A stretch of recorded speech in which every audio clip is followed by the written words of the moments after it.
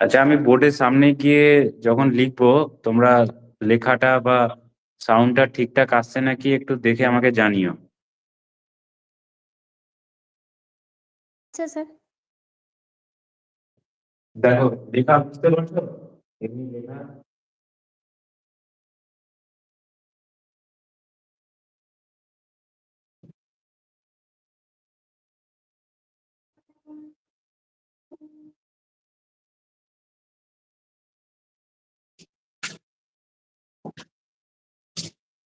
বোঝা যাচ্ছে না? একটু কাছে করতে হবে।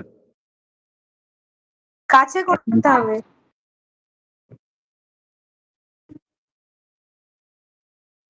স্যার হেজি হয়ে যাচ্ছে। হ্যাঁ, একটু টাইম লাগবে।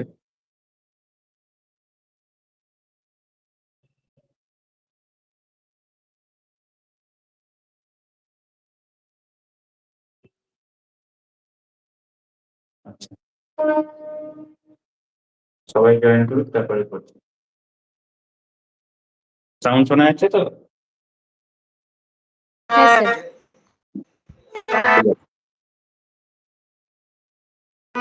স্যার হাতে রাখা যোগ আর বিয়োগের অ্যাপ্রোচটা একটু বলতেন। হ্যাঁ, বলে দিচ্ছি। আজকে স্পেশালি আমি বোর্ডের সামনে এসেছি তোমাদের গ্লোব সম্পর্কে যে পরিষ্কার ধারণা অনেকের নেই। তো সেই গ্লোব সম্পর্কে ধারণা ডিজিটাল বোর্ডটা পেয়েছি বলে আমরা ব্যাপারটা একটু ক্লিয়ার করে নিই আগে, তারপরে হাতে রাখা যোগ বিয়োগটা সম্বন্ধে বলছি। যেহেতু আচ্ছা রেকর্ড হয়ে যাবে, তাহলে আমরা গ্লোবটার জন্য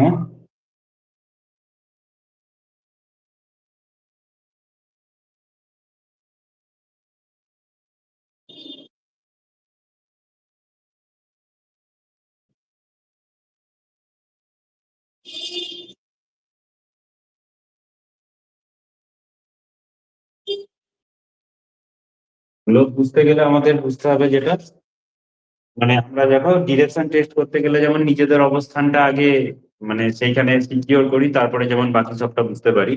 তো গ্লোব বুঝতে গেলে আমাকে সবকিছু বুঝতে হবে আমাদের ভারতের অবস্থান থেকে। তো এবার ভারতের অবস্থান বোঝার পরে আমি বাকি সবগুলো বুঝবো। তাহলে গ্লোব থেকে মোটামুটি কি কি ধরনের প্রশ্ন আসে? তাহলে যে প্রশ্নগুলো আসে সেই প্রশ্নগুলো হচ্ছে যে বিভিন্ন কন্টিনেন্ট যেটা আছে সেইগুলোর অবস্থান, বিভিন্ন সমুদ্র সেইগুলোর অবস্থান, এবং তার সঙ্গে সঙ্গে থাকে যে বিভিন্ন প্রণালী আছে সেই প্রণালীগুলোর অবস্থান, আর গুরুত্বপূর্ণ দর্শনীয় স্থান যেগুলো আছে। তো মোটামুটি ভাবে আমরা এই মানে আমরা এই পৃথিবীর এই রূপটার সঙ্গে বেশি পরিচিত, কিন্তু যখন সেটা গ্লোব আকারে আসবে তখন গ্লোব আকারে এলে আমরা ম্যাপের মধ্যে চলে যাবো। তো সেই ম্যাপের জন্য আমি তোমাদের একটা অ্যাটলাস মানে পেয়েছি, যে অ্যাটলাসটা তোমাদেরকে দিয়ে দিব, যেখানে পৃথিবীর অ্যাটলাসটা সম্পর্কে আলোচনা করা আছে। আর পৃথিবীর এই যে আকারটা এখানটাই আমরা যদিও এটাকে স্যাটেলাইট বলছি, কিন্তু এক্সাক্ট এরকম আকার হয় না, এটাকে এই আকার দেওয়া হয়েছে কারণ এটা একটু জিওয়েড মতো হয় কিছুটা। হ্যাঁ, তো তাও তুলনামূলক ভাবে আমরা আমাদের বোঝার সুবিধার্থে সবাইকে ধরো এই গোলটা যেটা দেওয়া হয়েছে। তো এইবার এইখানটায় আমরা যদি দেখি এইটা হচ্ছে ধরো ভারত। আচ্ছা, এবার তাহলে ভারতকে যদি একটু বড় করি, ভারত সম্পর্কে কিছু কিছু তথ্য আমাদের বলার আছে। আমি মনে হয় এই ম্যাপে বললে তোমাদের বেশি সুবিধা হবে, না যেখানে ম্যাপের নাম লেখা থাকে সেই ম্যাপটা নেবো, মানে 2D?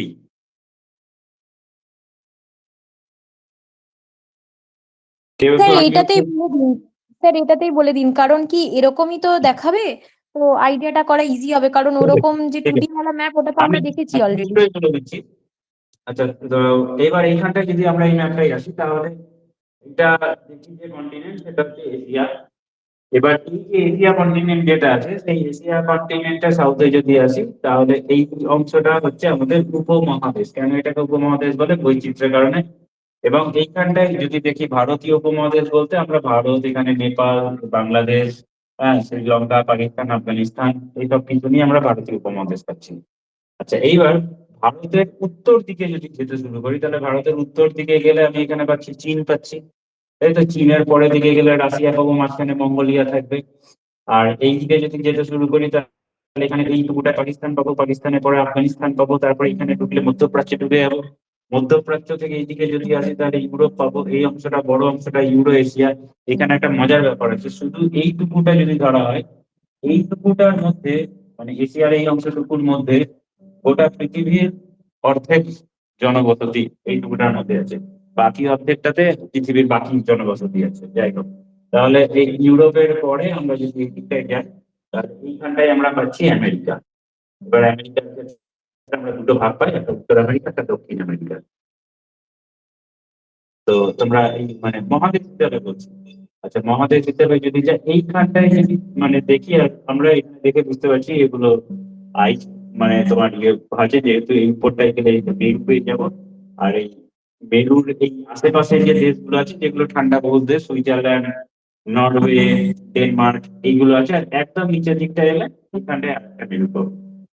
তাহলে এইবার এটা বোঝার সুবিধার জন্য আমরা ধরো একটু আমাদের নাম লেখা ম্যাপটা একটু যাই, তাহলে আমাদের বুঝতে অনেকটা বেশি সুবিধা হবে। যদি বলি ইন্ডিয়া কার কার সঙ্গে বর্ডার শেয়ার করছে, তাহলে যদি দেখি কার কার সঙ্গে বর্ডার শেয়ার করছে, এইটাতে আমাদের ধরো এখানে নেপাল পাচ্ছি, আর নেপালের সঙ্গে পাচ্ছি এখানে। আচ্ছা, তোমরা এইটা জানো কি, এসএসবি একটা কথা আছে। নেপাল আর ভুটানের মধ্যে যে সমস্ত সৈন্যরা যারা এই অংশে দাঁড়িয়ে থাকে তাদেরকে বলে সশস্ত্র সীমা বল। কেন এই কথাগুলো বলছি, কারণ আগামীতে আমরা দেখেছি যে কেন্দ্রীয় বাহিনী রাজ্যে প্রবেশ করে যাবে মার্চেই। তো এই সময়ের মধ্যে যদি ইন্টারভিউ হয় বা ভোটের আগে পরে যদি ইন্টারভিউ হয়, তাহলে সেই ক্ষেত্রে কেন্দ্রীয় বাহিনী নিয়ে বেশ কিছু প্রশ্ন আসতে পারে। তো সাধারণত কেন্দ্রীয় বাহিনী হিসাবে আমরা যাদেরকে পাই, ম্যাক্সিমাম ক্ষেত্রে সিআরপিএফ থাকে। সিআরপিএফ মানে central reserve police police force, CRPF থাকে, সিআইএসএফ থাকে। ঠিক আছে, যেটা মানে ইন্ডাস্ট্রির ক্ষেত্রে যে সমস্ত থাকে। আচ্ছা, এছাড়াও যদি দেখি যে বর্ডারে যারা আছে, বর্ডার থেকে কিন্তু চট করে পুলিশ মানে সেনা নিয়ে আসে না, সামরিক বাহিনীকে নিয়ে আসে না। তো কিন্তু নেপাল এবং ভুটান এই দুটোর বর্ডারে যদি মানে কোনো ইয়ে থাকে, তো এটার নাম হচ্ছে যে ডিপার্টমেন্ট আছে সেটা হচ্ছে সশস্ত্র সীমা বল, এসএসবি।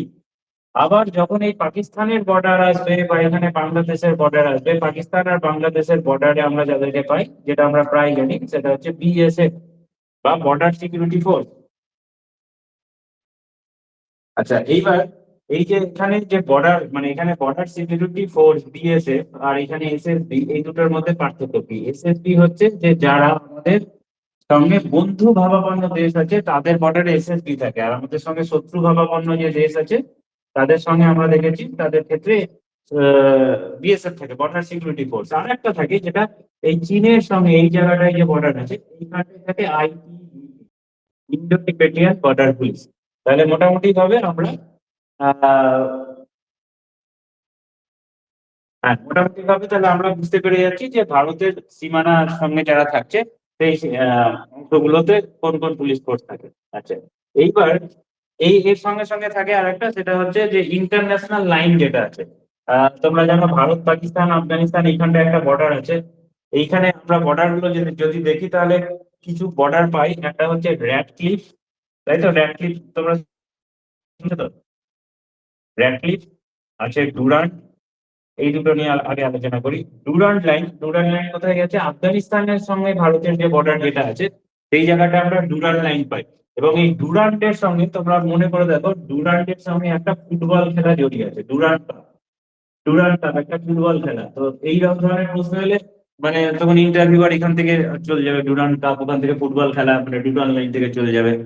বুঝতেই পারছো। আচ্ছা, র্যাড ক্লিফ লাইন মানে এটা কার সঙ্গে হয়েছিল? যদি দেখি ভারত যখন ভারতের ক্ষেত্রে মানে দেশভাগ যখন হয়েছিল, দেশভাগের সময় আমরা দেখেছি র্যাড ক্লিফ যে ভারতে এসেছিল, সে কোনো মানচিত্রকার না, কোনো ভৌগোলিক না, সে একজন ব্রিটিশ আধিকারিক। সে এসে ভারতকে কিভাবে ভাগ করেছিল, ভারত ভাগ করার জন্য সে একটা টেবিলে ভারতের মানচিত্র নিয়ে বসলো, মানচিত্র নিয়ে বসে এরকম এরকম ভাবে দাগ দিয়ে দিল, যেখানে যেখানে দাগ দিয়ে দিল সেই দাগ অনুযায়ী ভারতকে ভাগ হতে হবে, মানে ভারত আর পাকিস্তানের মধ্যে ভাগ হবে, এটা ঠিক করে নিতে হবে।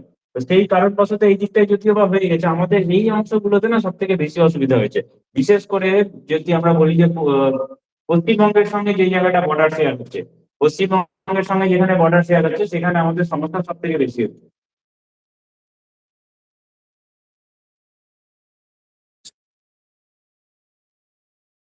একটু বোঝা যায়। দেখো, পশ্চিমবঙ্গের সঙ্গে যদি বলে যে মানে পশ্চিমবঙ্গে এমন একটা জায়গা আছে যেখানে আন্তর্জাতিক বর্ডার বাংলাদেশের সঙ্গে সব থেকে বেশি আছে। আচ্ছা, এবার পশ্চিমবঙ্গ মানে এমন একটা রাজ্য যে 5টা রাজ্যের সঙ্গে তার সীমানা শেয়ার করছে। এই সীমানা শেয়ার করার ক্ষেত্রে সব থেকে বেশি কার সঙ্গে শেয়ার করছে সেটা হচ্ছে আমরা যদি দেখি ঝাড়খণ্ড। ঝাড়খণ্ডের সঙ্গে সব থেকে বেশি শেয়ার করছে সীমানা। আচ্ছা,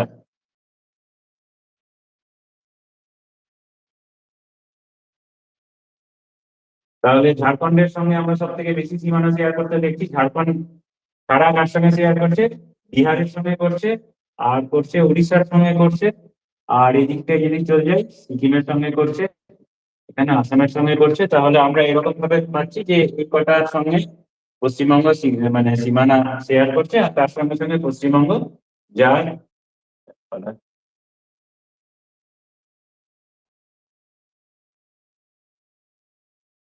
আর পাচ্ছি পশ্চিমবঙ্গ যার একটা আন্তর্জাতিক সীমানাও আছে।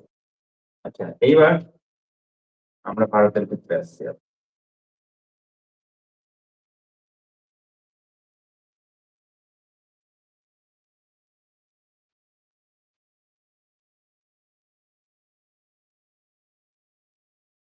তাহলে ভারতের ক্ষেত্রে আসি, যে যে অংশটা বলছিলাম সেটা হচ্ছে যে আমাদের র্যাডিয়েট লাইন এখানে পাচ্ছি।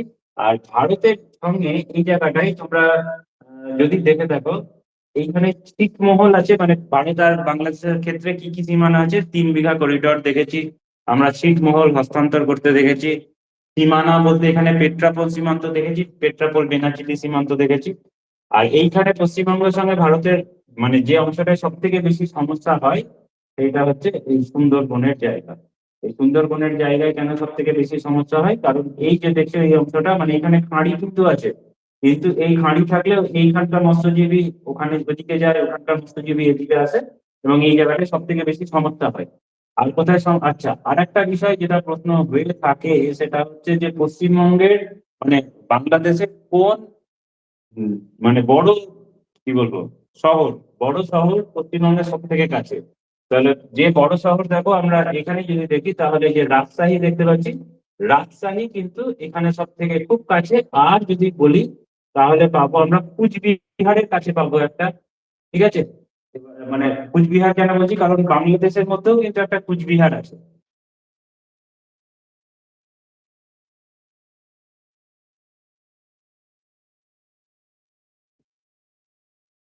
যাই হোক, এবার আমরা ভারতের ক্ষেত্রে আর একটু ফিরে আসি।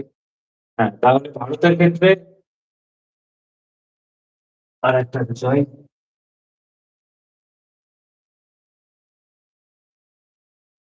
ভারতের ক্ষেত্রে এই ম্যাপে যদিও আমরা এই অংশটাকে ভারতের মধ্যে রাখি, কিন্তু এটাকে পুরোপুরি ভারতের ম্যাপ না বলে কি বলে, ভারতীয় ভূখণ্ড বলা হয়। এটাকে ভারতীয়, এই অংশটাকে ভারতীয় ভূখণ্ড বলে। কেন ভারতীয় ভূখণ্ড বলে তোমরা জানো, যে পিওকে বা ওই আন্তর্জাতিক যে ইস্যুর কারণ হয়ে আছে, সেই জন্য এটাকে ভারতের ম্যাপের মানে আমরা যদি ভারতের ম্যাপ করবো তখন আমরা ভারতের ম্যাপে এটাকে অবশ্যই দেখবো। কিন্তু বেশ কিছু ভারতের সঙ্গে শত্রুতা বজায় রাখে যে সমস্ত দেশ, তারা কিন্তু এই অংশটাকে দেখায় না। তো সেই জন্য একটা নিরপেক্ষ শব্দ হচ্ছে ভারতীয় ভূখণ্ড। তো সে যাই হোক, আমরা এখানটায় ও আরেকটা বিষয়, এটা হচ্ছে যে এই অংশটাকে বে অফ বেঙ্গল কেন বলে? তোমাদের কারণ মানে উপসাগর কেন বলে? সাধারণত যেগুলোকে উপসাগর বলে, যে সাগরে 3টে দিক স্থলভাগ দ্বারা পরিবেষ্টিত থাকে সেইগুলোকেই উপসাগর বলা হয়। তো এইখানে 3টে দিকই স্থলভাগ দ্বারা পরিবেষ্টিত আছে বলে এটা উপসাগর। আচ্ছা, তাহলে আমরা এশিয়াটাকে যদি এরকম ভাবে ছোট করি, তাহলে এশিয়া ছোট করলে কি পাচ্ছি, যে এখানে ধরো ইন্ডিয়া, পাকিস্তান, আফগানিস্তান। আচ্ছা, তারপরে এই অংশটাই বললাম, এই যে মঙ্গোলিয়া, তারপরে চীন, তারপরে এতটা বড় রাশিয়া। এই দিকটায় ঢুকলে এই যে বললাম মধ্যপ্রাচ্য ঢুকছি, তাহলে এই মানে তোমার এখান থেকে দেখো ইরান, ইরাক, টার্কি, সৌদি আরব, ইজিপ্ট, এবং এখানটা এই যখন এত দূর পর্যন্ত মধ্যপ্রাচ্য থাকছে, তারপরে যখন আমি এখানটায় আসি, এখানটায় কিন্তু চলে আসছি আমরা দক্ষিণ আমেরিকায়। এই অংশটায় যখন যাচ্ছি, এই অংশটায় আমি যাচ্ছি যখন, তখন এই অংশটা হচ্ছে কি, এই অংশটায় যখন যাচ্ছি তখন এই অংশটা হচ্ছে ইউরোপ। এবার ইউরোপের ক্ষেত্রে মনে রাখার একটা সোজা মানে লজিক আছে। এই নামগুলো দেখছো যে Spain, France, Germany, Italy, Poland, এরা সবাই কি হচ্ছে বা এইদিকে যদি যাই ইউকে, এরা সবাই ফুটবল পাগল দেশ। মানে আমরা যদি যাই এদিকে মানে আমরা যদি আমাদের আহ সাউথ এশিয়াতে আছি, তাহলে সাউথ এশিয়াতে এলে আমরা পাবো ইন্ডিয়া, পাকিস্তান, আফগানিস্তান, বাংলাদেশ। এরা সবাই কি পাগল? এরা হচ্ছে ক্রিকেট পাগল। কিন্তু আমি যে ইউরোপের এই অংশটা যাব, ইউরোপের এই অংশটা কিন্তু ফুটবল পাগল। এবং যাবতীয় বড় বড় ক্লাব যদি দেখো, তাহলে এই অংশ এখানে ফুটবলের ক্লাব গুলো আছে। আচ্ছা, তাহলে এইবার এখানটায় এটা হচ্ছে আমরা সাউথ আমেরিকা। আর এইদিকে পাবো মানে এইদিকে দক্ষিণ, আর এইদিকে উত্তর আমেরিকা। এইখানে একটা বুঝতে আমাদের ভুল হয়। এইটা হচ্ছে পুরোটা কানাডা, আর এই ইউএসএ, মেক্সিকো, তারপরে তোমার গুয়েতমালা, এইটুকুটা নিয়ে কিন্তু উত্তর আমেরিকা। উত্তর আমেরিকার মধ্যে ইউএসএ, এইটা হচ্ছে ইউএসএ। ঠিক আছে, এই অংশটা এখানে একটু ইউএস এর একটা পার্ট আছে যদিও। এইখানটা ইউএস এর কিছুটা অংশ ইউএসএ আলাদা করে ধরে রেখেছে। তো এইটাকে মানে দুটো জিনিস আছে, সেটা হচ্ছে উত্তর আমেরিকা একটা কন্টিনেন্ট। উত্তর আমেরিকা কি একটা মহাদেশ। উত্তর আমেরিকা একটা মহাদেশ। উত্তর আমেরিকা মহাদেশ। আর এইটা যেটা দেখছি এটা হচ্ছে ইউএসএ। ইউএসএ মানে কি? ইউএসএ মানে হচ্ছে ইউনাইটেড স্টেটস অফ আমেরিকা। এখানে যে ছোট ছোট অংশগুলো দেখছো, এই প্রত্যেকটা ছোট ছোট অংশ আসলে এক একটা স্টেট। এবং এই প্রত্যেকটা স্টেট যেটা আছে, এই স্টেট গুলো সবাই কিন্তু এক একটা স্বাধীন রাষ্ট্র। রাষ্ট্র মানে এই ব্যাপারটা এরকম ভাবে বোঝার চেষ্টা করো, আমাদের এটাকে বলা হয়, ভারতকে বলা হয় ভারতীয় যুক্তরাষ্ট্র। এবার ভারতীয় যুক্তরাষ্ট্র বলছি কারণ আমাদের যে পরিকাঠামো আছে যুক্তরাষ্ট্রীয় পরিকাঠামো। আমাদের এখানে প্রত্যেকটা রাজ্যের একটা আলাদা করে স্বাধীন সরকার আছে, কিন্তু সম্পূর্ণভাবে স্বাধীন না, কারণ কেন্দ্রের নিয়ন্ত্রণে চলে। এইখানে যদি আমেরিকাতে চলে যায়, যেমন ধরো ওকলাহোমা আছে, ঠিক আছে, বা ওয়াশিংটন আছে, এই সমস্ত জায়গায় যদি চলে যায়, এই প্রত্যেকটা যে আলাদা আলাদা স্টেট, এদের আলাদা করে একটা স্বাধীন গভর্নর আছে। এই সব কটা গভর্নর মিলিয়ে তৈরি হয়েছে ইউনাইটেড স্টেটস অফ আমেরিকা। এবং এইখান থেকে দেখো, এই যে জায়গাটা দেখছো মেক্সিকো, এই মেক্সিকো হচ্ছে এমন একটা কি বলবো, এমন একটা রাষ্ট্র, যে রাষ্ট্র যে রাষ্ট্রের মাধ্যমে ইউএসএ তে সব থেকে বেশি ইনফিল্ট্রেশন ঘটে। মানে ম্যাক্সিমাম লোকজন যারা ধরো আফ্রিকা থেকে বা লাতিন আমেরিকা থেকে, দক্ষিণ আমেরিকা থেকে, এটা লাতিন আমেরিকা, দক্ষিণ আমেরিকা থেকে ম্যাক্সিমাম মানুষজন ইউএসএ তে ঢুকতে চায়।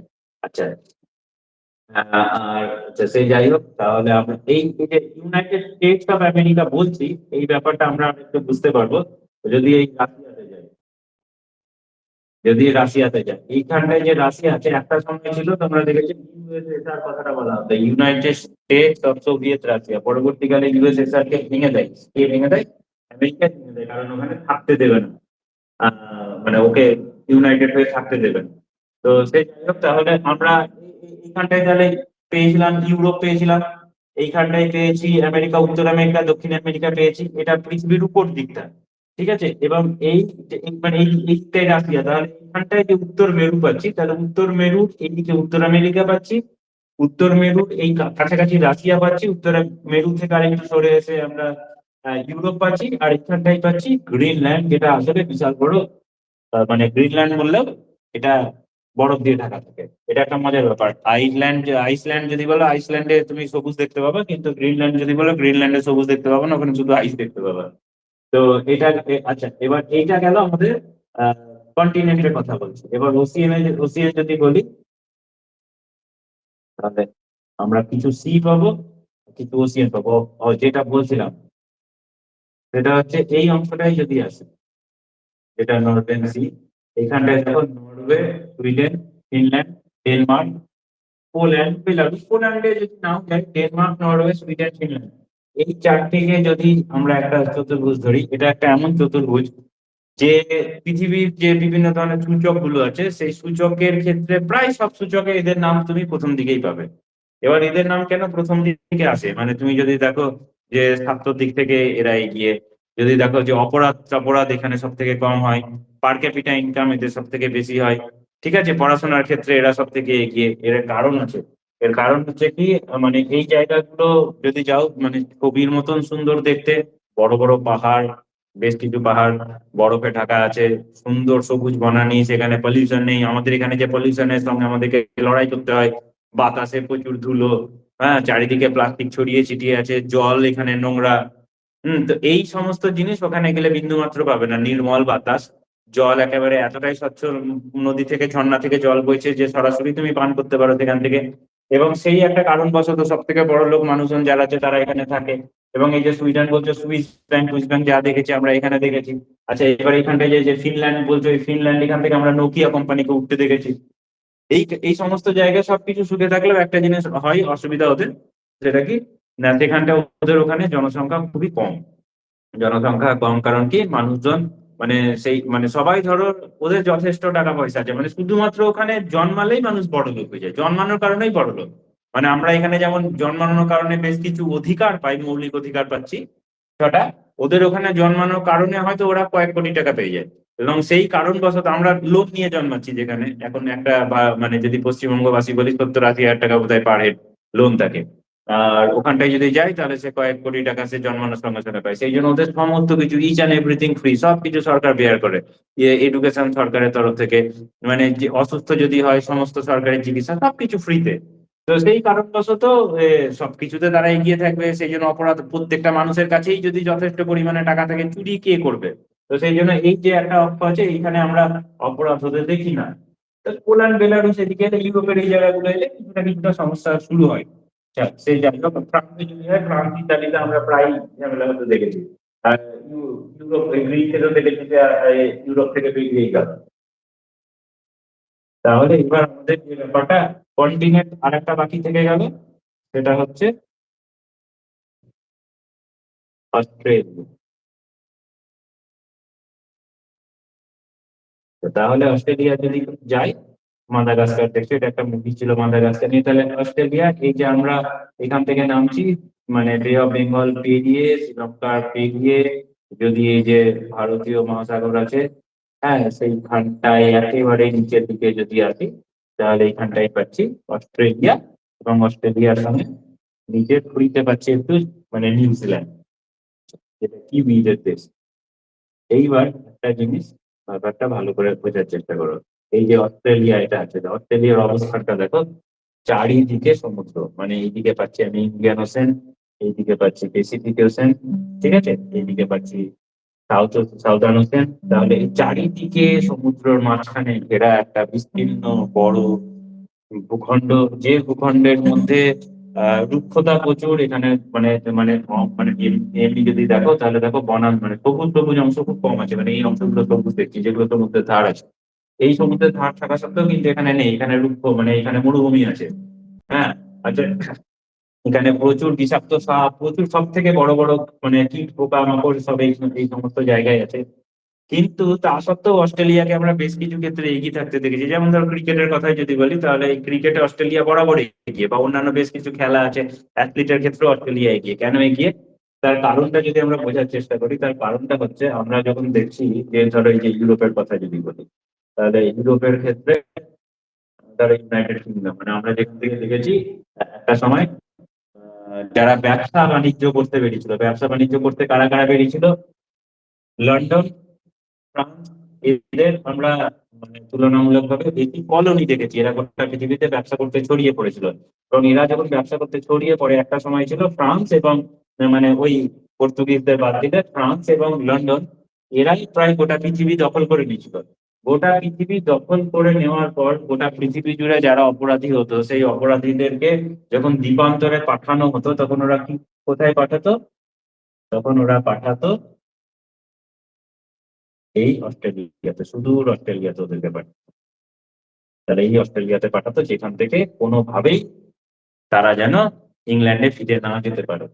হ্যাঁ, তো যদি কোথাও এখান থেকে কাছাকাছি কোথাও যদি যেতে হয়, তাহলে এই দেশগুলোর মধ্যে কোথাও থাকবে, যেখান থেকে ইংল্যান্ড অনেক অনেক দূর। তো এই অস্ট্রেলিয়াতে তাহলে দীর্ঘদিন ধরে কি হয়েছে, আমরা দেখেছি দীর্ঘদিন ধরে অপরাধীরাই ছিল। যার জন্য অস্ট্রেলিয়ানদের মধ্যে দেখবে অপরাধমূলক, মানে ওদের মধ্যে যে জিনটা আছে, সেই জিনটাই জন্য দেখবে ওরা যথেষ্ট শক্তিশালী, বড়, এবং ওরা খুব গালাগালি দেয়। সেই জন্য আমরা ক্রিকেটের অস্ট্রেলিয়াদের খারাপ ব্যবহার সব থেকে দেখেছি, স্লেজিং করে সব থেকে বেশি ওরা, লড়াকু মারকুটে বেশি হয় ওরা। আচ্ছা, আর একটা দেখবে অস্ট্রেলিয়াতে যদি যাও, ওই ক্রুজার বাইক বা চপার বাইক চালায় সব থেকে বেশি অস্ট্রেলিয়াতে।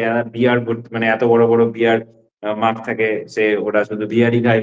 হ্যাঁ, এই এত বড় বড় সেই হাত হয়, সেই ফ্যাট বাইক যেগুলো চালায়, টপার টপার গুলো চালায়, ওগুলো দেখেছি, মানে আমরা যাদেরকে দেখেছি সব ম্যাক্সিমাম ওটা তুমি অস্ট্রেলিয়াতে দেখতে পাবে। এদেরই কিছু জন যদি আমেরিকাতে থাকে সেটাতে আমরা। আচ্ছা, তাহলে এরপর আমরা তাহলে সমুদ্রগুলো যদি দেখি, তাহলে যে 7টা সমুদ্র আছে, এই 7টা সমুদ্রের মধ্যে দেখো, তাহলে এইখানটায় আমরা দেখছি মানে ইন্ডিয়ান ওশান পাচ্ছি, ভারত এইখানটায় পাচ্ছি, তারপরে আমেরিকা পেরিয়ে চলে এলে এখানে পাচ্ছি আটলান্টিক। আচ্ছা, তারপরে এখানে পাচ্ছি প্যাসিফিক শান্ত, আর উপরে পাচ্ছি এরকম ভাবে আর্কটিক। ঠিক আছে, তাহলে আরেকটু ভালোভাবে তোমরা তোমাদের কাছে। মহাসাগর পাঁচটা না? হ্যাঁ, হ্যাঁ, মহাসাগর পাঁচটা না? মহাসাগর 5টা। তাহলে ওসিয়ান যেগুলো আছে সেই হ্যাঁ। ওসিয়ান গুলো মহাসাগর, এই যে এটা দেখছি যেটা এখানে ভারত আছে, তাহলে এই ভারত, এইদিকে আমেরিকা, এইদিকে অস্ট্রেলিয়া, আর এদিকে মেরু, এই অংশটা যেটা পাচ্ছি সেটা হচ্ছে ভারতীয় মহাসাগর, এই অংশটা। এবার এই অংশটায় যদি যাই মানে তোমার এইখানটায় চলে আসে, মানে মধ্যপ্রাচ্য পেরিয়ে চলে, আফ্রিকা পেরিয়ে চলে যাচ্ছি, আর এদিকে দক্ষিণ আমেরিকা থাকছে। তাহলে আফ্রিকা আর দক্ষিণ আমেরিকার মধ্যে আমরা পাচ্ছি আটলান্টিক ওশেন। এবার এই আটলান্টিকটাকে ভাগ করা হয়েছে, ঠিক আছে, একটা সাউথ আর একটা নর্থ। তাহলে এই এই দুটো ওশেন পেলাম, ভারতীয় আর আটলান্টিক।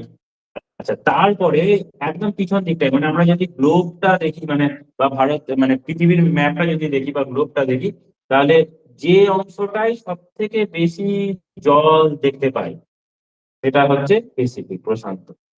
বুঝতে পেরেছি? মানে আমি যদি এটাকে ধরো স্যাটেলাইট মোডে করে দিই, স্যাটেলাইট মোডে করলে যে অংশটা বুঝতে পারছো, এই অংশটা দেখো, আমরা এই দিকটায় তো গেলে আমরা আমাদের গুলো পাচ্ছি। এই যে এখানে এই আফ্রিকা পেলাম, আফ্রিকার পরে এদিকে দক্ষিণ আমেরিকা পেলাম, আর এই দিকটা পুরোটাই যে জলাভূমি হয়ে আছে, তাহলে এটাকে পাচ্ছি আমরা পৃথিবী। আচ্ছা, তাহলে কোথায় পাবো? আর এইদিকে পাচ্ছি উপর অংশটায়, যেটা এই ইউরোপ, গ্রিনল্যান্ড, রাশিয়া, মানে যে অংশটা ওই বরফ জায়গা, এই অংশটায় যদি পাই তাহলে এখানটায় পাচ্ছি আর্কটিক। তাহলে মোটামুটি ভাবে আমরা বিয়ে সম্পর্কে বুঝতে পেরেছি। আচ্ছা, এইবার তোমাদেরকে আর একটা জিনিস, যখন ম্যাপ দেখবে তখন তোমাদেরকে দেখতে হবে, যখন একটা মহাদেশ থেকে আর একটা মহাদেশে যাচ্ছি তখন মাঝখানে যে জলাভূমিগুলো পড়ছে, ধরো মানে এই যে এটা হচ্ছে মধ্যপ্রাচ্য, তাহলে এই দিকটা পাচ্ছি আমি এশিয়া। তাহলে এই এশিয়া থেকে আমি যখন এখানে মধ্যপ্রাচ্যে ঢুকছি, তখন যেটা পার্সিয়ান বা আরাবিয়ান গালফ, এটা পার্সিয়ান কেন বলা হয়? কারণ তোমরা জানো ইরানের আগের নাম ছিল কিন্তু পারস্য, ঠিক আছে, এবং এই জন্য এটা পার্সিয়ান। আচ্ছা, আমি যখন ওখান থেকে চলে যাচ্ছি আবার এইখানটা, এই অংশটাই যেখানে এই ইজিপ্টের,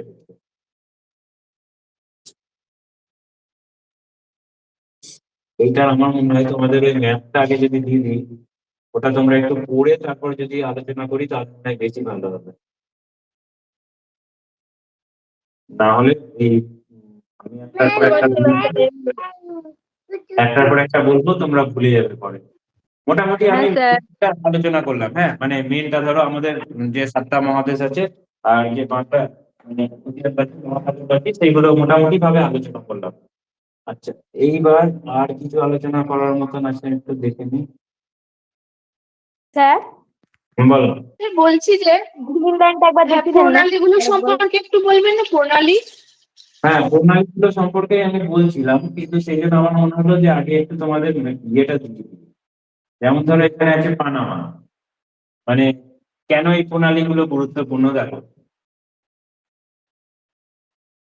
আমি এইখানটায় পাচ্ছি দক্ষিণ আমেরিকা, আর এখানে উপরে পাচ্ছি উত্তর আমেরিকা।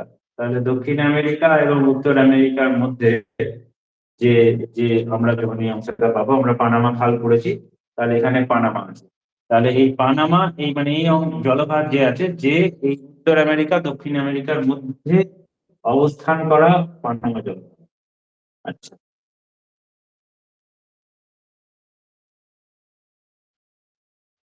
এর মধ্যে তোমাদের এটা বলেছিলাম কি ওই উত্তর চব্বিশ পরগনারই, উত্তর চব্বিশ পরগনা তো না, আহ, এর আগে মাঝে একবার হয়েছিল, মানে অন্য ক্যান্ডিডেট, অন্য জেলার ক্যান্ডিডেট, কিন্তু বোধহয় উত্তরবঙ্গের দিকে অ্যাপ্লাই করেছিল। তো ওর ইন্টারভিউতে ওকে কিন্তু জিও পলিটিক্স নিয়ে মানে জিজ্ঞেস করেছিল যে আপনার জিও পলিটিক্স সম্পর্কে ধারণা আছে নাকি কিছু। মানে ও যেহেতু সবকিছু ভালো ভালো বলছিল, তো ইন্টারভিউয়ারদের হঠাৎ করে মনে হয়েছে জিও পলিটিক্স হয়তো ভালো বলতে পারবে। তো জিও পলিটিক্স তো যাই হোক ও ওটা বুঝতে পারেনি। তো জিও পলিটিক্স আমার মনে হয় তোমাদের সেটা নিয়ে বেশি মাথা ঘামানো দরকার নাই, কিন্তু কিছু কিছু জিনিস একটু মনে রাখা প্রয়োজন, সেটা আমরা আলোচনা করব। কি বলতে হবে একবার দেখে নিই। স্যার বলছি তাহলে গ্লোব থেকে বেশি কোন কোন কোশ্চেন গুলো জিজ্ঞাসা করা যেতে পারে? আচ্ছা, ঠিক আছে, এখান থেকে বেরোই।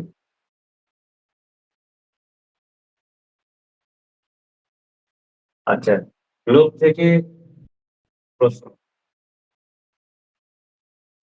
একটা প্রশ্ন থাকে, এইটা আগে বোঝার চেষ্টা করি যে পৃথিবীর সঙ্গে, আচ্ছা তোমরা ওই প্রতিপাত স্থান ব্যাপারটা জানো কি? প্রতিপাত স্থান কাকে বলে? প্রতিপাত স্থান কাকে বলে? প্রতিপাত স্থান মানে হচ্ছে, যদি আমি বলি যে ভারতবর্ষ, যদি বলে যে এই যে এটা ইন্ডিয়া, তাহলে ভারতের প্রতিপাত স্থান কে? প্রতিপাত মানে এটা যদি গ্লোব হয়, ধর এটা একটা গ্লোব, তাহলে গ্লোবে আমি এইখান দিয়ে এরকম ভাবে যদি একটা পেনকে বা একটা কিছুকে এরকম ভাবে ভরে দিই, তাহলে যেটা ভারত আছে, তাহলে এই উল্টো দিকটা ফুটো করে দেবে। এটা অনেক সময় বলবে এরকম ভাবে, যদি এখান থেকে আপনি ভারত আছে, ভারত থেকে ফুটো করতে করতে করতে করতে যান, তাহলে আপনি উল্টো দিকে কোথায় উঠবেন? তাহলে উল্টো দিকে কোথায় উঠবো, এইটা একটা মজার ব্যাপার। তো আমেরিকা, সাধারণত, স্যার আমেরিকায়। হ্যাঁ, উল্টো দিকে উঠলে হয় কি, পেরু বলা হয়, কিন্তু পেরুতে অ্যাকচুয়ালি আমরা উঠবো না, আমরা উঠবো চিলির কাছাকাছি। কেন চিলির কাছাকাছি উঠবো ব্যাপারটা একটু বোঝা যায়। আমরা চিলির কাছাকাছি উঠবো কারণ,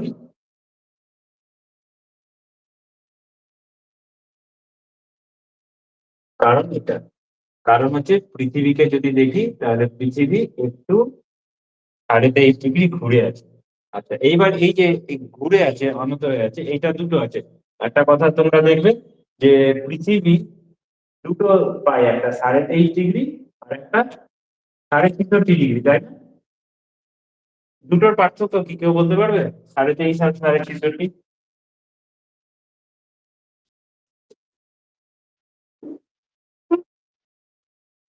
রেখা বরাবর বলো বলো। ওই 23.5 বলো না। একটা হিলা আছে স্যার, অক্ষরেখা বরাবর, একটা দ্রাঘিমা রেখা বরাবর। না, দ্রাঘিমা রেখা হবে না। স্যার প্রশ্নটা বুঝতে পারলাম না, আবার বলবেন কি? বলো। আমি ওই প্রতিপাদ অবস্থানটা বুঝলাম, কিন্তু আপনি প্রশ্ন কি করলেন 23.5 ডিগ্রি আর 66.5 ডিগ্রির এগেনস্টে? প্রশ্নটা হচ্ছে যে পৃথিবী দুটো, আমরা দেখেছি পৃথিবী যে নত হয়ে আছে বা ঘুরে আছে, আমরা দুটো মান পাই। কোথাও বলা আছে পৃথিবী 23.5 ডিগ্রি ঘুরে আছে, কোথাও 63.5 ডিগ্রি এরকম নত হয়ে আছে। এই দুটো স্যার একটা হচ্ছে অক্ষতলের সঙ্গে। না না না না, দুটোই অক্ষতলের সঙ্গে স্যার, না, দুটোই অক্ষতল। দুটোই অক্ষতল। একটা অক্ষরেখা, একটা একটা অক্ষতল। অক্ষ আর একটা কক্ষ। হ্যাঁ, একটা হ্যাঁ সরি, অক্ষরেখা আর একটা কক্ষতল।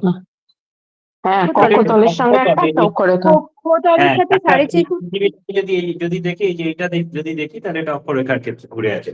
মানে এই পৃথিবী, এই জায়গাটা যদি অক্ষরেখার সঙ্গে ঘুরে না থাকতো, তাহলে পৃথিবীকে আমি নর্থ সাউথে এরকম ভাবে ভাগ করতাম, তাই না? এই যে এইরকম ভাবে থাকতো, এই যে নর্থ সাউথ যেটা আছে না, এই সাদাটা দেখতে পাচ্ছ, এটা এরকম থাকতো। কিন্তু এটা হুম। একটু এরকম ঘুরে গেছে। এই যে একটু এরকম ঘুরে গেছে, এটা হচ্ছে 23.5 ডিগ্রি, এই ঘুরে যাওয়াটা। আর এটাকে যদি আমি কক্ষতল বলি, তাহলে এটাকে যদি কাটি, এই যে ঘুরে যাওয়াটা দেখছি, এই ঘুরে যাওয়াটা হচ্ছে 63.5 ডিগ্রি। তাহলে এইটা একটা থাকে, ওই মানে জিজ্ঞেস করে যে 23.5 ডিগ্রি আর 63.5 ডিগ্রির পার্থক্য এই যে এখানটাই। তো আর একটা ব্যাপার থাকে, আর একটা প্রশ্ন থাকে, সেটা হচ্ছে যে পৃথিবীর অপসূর অনুসূর অবস্থানের ক্ষেত্রে যে ব্যাপারটা। একটা সব থেকে যখন দূরে অবস্থান করা একটা, স্যার বলছি এই উত্তরটা কি তখন এইভাবে দেবো, এই অক্ষরেখা বরাবর 23.5 ডিগ্রি আর কক্ষতল বরাবর 63.5 ডিগ্রি, এইটুকু উত্তর দেবো তো? হ্যাঁ, এরকমই জিজ্ঞেস করবে কক্ষতলের সঙ্গে এরকম অক্ষরেখার সঙ্গে কি কত কোণ করে আছে বা কক্ষতলের সঙ্গে কত কোণ করে আছে। আচ্ছা, এবার একটা ব্যাপার হচ্ছে তোমরা দেখে থাকবে যে অপসূর অনুসূর অবস্থা, এই যে অনুসূর বলতে বোঝায় পৃথিবী সূর্যের সব থেকে কাছাকাছি যেদিন থাকে সেটা হচ্ছে 23 জানুয়ারি তারিখে। আর অপসূর হলো হচ্ছে পৃথিবী সূর্য থেকে সব থেকে দূরে থাকে, সেটা হচ্ছে 4 জুলাই তারিখে। যে অংশটা বুঝছি, আরেকবার বলো তাহলে। হ্যাঁ স্যার, পৃথিবী সূর্যের সব থেকে কাছাকাছি থাকে 23 জানুয়ারি তারিখে, এটাকে বলা হয় অনুসূর অবস্থান। তাহলে আমি তাহলে এইটা লিখে নিচ্ছি, 23 জানুয়ারি। তাহলে এইটা যদি সব থেকে কাছাকাছি পজিশন, তাই তো? তাহলে আমি যদি এটাকে 3 জানুয়ারি বললাম, তাহলে 3 জানুয়ারি নয় এই অবস্থান। আচ্ছা, আর সব থেকে দূরে আর থাকে? হ্যাঁ, আর অপসূর হলো পৃথিবী সূর্য থেকে সব থেকে দূরে থাকে, সেটা হচ্ছে 4 জুলাই তারিখে। আচ্ছা, ধরো এটাকে আমি ধরে নিলাম 4 জুলাই। তারপর তাহলে এইখানে জুলাই মাস, এই সময়টা জুলাই, তাহলে এই সময়টা গরম থাকে তো, তাই তো? গরম থাকে মানে মোটামুটি ধরো মে জুন জুলাই এগুলো গরম, বর্ষা ঢুকে দিত, বর্ষা 10 তারিখের পরে ঢুকবে, চূড়ান্ত গরম, লোকজন অস্থির একেবারে গরমে, কবে বর্ষা ঢুকবে কবে বর্ষা ঢুকবে। হ্যাঁ, 10 তারিখের পর দেরি হয়ে গেল, ধান লাগানোর অবস্থা খারাপ। আচ্ছা, এদিকে যদি জানুয়ারি বলি, তাহলে এই জানুয়ারিতে পৃথিবী সূর্যের সব থেকে কাছে আছে, তাহলে এবার অদ্ভুত একটা ব্যাপার, পৃথিবী সূর্যের সব থেকে কাছে আছে, তাহলে এখন তো গরম বেশি হওয়া উচিত ছিল। পৃথিবী সূর্যের থেকে সব থেকে বেশি দূরে আছে, তাহলে এখন তো ঠান্ডা হওয়া উচিত ছিল, উল্টোটা কেন হয়? কে বলবে? একটা তির্যক ভাবে কিরণটা দিচ্ছে একটা, আর একটা স্যার মানে নিরক্ষরেখা বরাবর বা সরাসরি যেটা হচ্ছে সেটা। হ্যাঁ, এখানে আচ্ছা, কি উপবৃত্তাকার কক্ষপথটা একটা গুরুত্বপূর্ণ ভূমিকা পালন করে? হ্যাঁ, বিদ্যালয় পরে মজার ব্যাপার বলি তোমাদের, মানে যেটা যেটাতে আমার মনে হয় যে কনসেপ্টে তোমাদের বুঝতে সব থেকে সুবিধা হবে। ধরো এটা সূর্য, পরিভ্রমণ একটু গতি। এগিয়ে থাকি। এখানটা ধরো সূর্য আছে, ধরো এটা পৃথিবী, আমি এখন দূরে আছি, এখানে সূর্য আছে, এবার আমি দূরে আছি, কিন্তু যেহেতু উপবৃত্তাকার পথ আছে এবং তার সঙ্গে সঙ্গে আমি কক্ষতলের সঙ্গে 63.5 ডিগ্রি কোণ করে আছি, যার ফলে এই সূর্যটাকে ধরে নাও, এখানে সূর্য আছে, ধরে নাও এটা একটা আগুন বা এটা একটা উনুন, তাহলে আমি এই রকম ভাবে মুখটাকে উনুনের কাছে নিয়ে গেছি। তাহলে আমি মুখটাকে যখন উনুনের কাছে নিয়ে যাবো, আমার অবস্থান দূরে, কিন্তু আমি এই যে নত হয়ে যাচ্ছি, নত হওয়ার ফলে আমার মুখের অবস্থানটা চলে যাচ্ছে সূর্যের কাছে, তখন আমি ওখান থেকে সরাসরি সূর্যের কিরণটা পাচ্ছি এবং তাতে আমার গরম লাগছে। আর এইখানটায় যদি হয়, আমি তখন আরেকটু কাছে চলে গেলাম, কাছে চলে গেলাম কিন্তু আমি ঝুঁকছি না, মানে সেই রকম ভাবে ওই নত তলটা, কারণ এই অংশটা দেখো, এটা যে ঝুঁকে থাকবে, ঝুঁকে থাকলেও এই গোলার্ধ যেটা আছে, এই গোলার্ধটা মানে তোমার এর সঙ্গে ঝুঁকে থাকছে না, সূর্যের দিকে ঝুঁকে থাকছে না, সরাসরি আলোটা পাচ্ছে না, যার ফলে কাছাকাছি অবস্থান করা সত্ত্বেও এখানে শীত অনুভব হয়, আর এখানে দূরে অবস্থান করা সত্ত্বেও গরম অনুভব হয়। আমি বোঝাতে পারলাম কি ব্যাপারটা? ওইটাই ভাবো, তুমি ভাবো সূর্যটাকে ভাবো একটা উনুন, আর দুই পৃথিবী যেখানে নত এরকম ভাবে 63.5 ডিগ্রি ঘুরে আছে, যার ফলে সরাসরি লম্বভাবে সূর্যের কিরণ পড়ছে। মানে এটা একটা কক্ষতলের ওই 63.5 ডিগ্রি কোণের অবস্থানের জন্য এই ব্যাপারটা হয়? হ্যাঁ, হ্যাঁ, মানে কক্ষতলে যে 63.5 ডিগ্রি কোণে অবস্থান করছে সেই জন্য এই ব্যাপারটা হয়? হ্যাঁ, কোনাকুনি থাকার কারণেও হয়। হ্যাঁ, একটাতে তির্যক কিরণ পড়ে, একটাতে লম্ব কিরণ পড়ে। হ্যাঁ, হুম।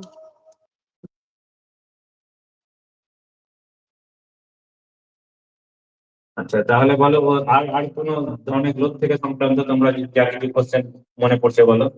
স্যার এইটা যখন বললেন একটু উত্তরায়ণ আর দক্ষিণায়ন একটা আছে না, ওটা একটু বলে দিন না। তাহলে উত্তরায়ণ দক্ষিণায়ন,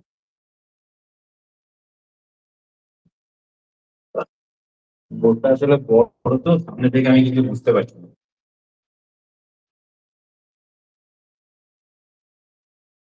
ভয়, পৃথিবীর উত্তরায়ণ আর দক্ষিণায়ন। নিচ্ছে না।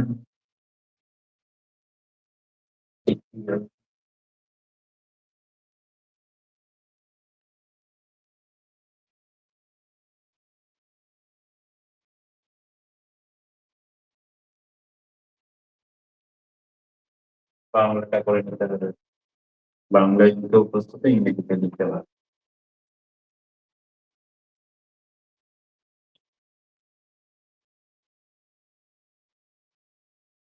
তাহলে উত্তরায়ণ আর দক্ষিণায়ন ব্যাপারটা একটু বোঝা যায়।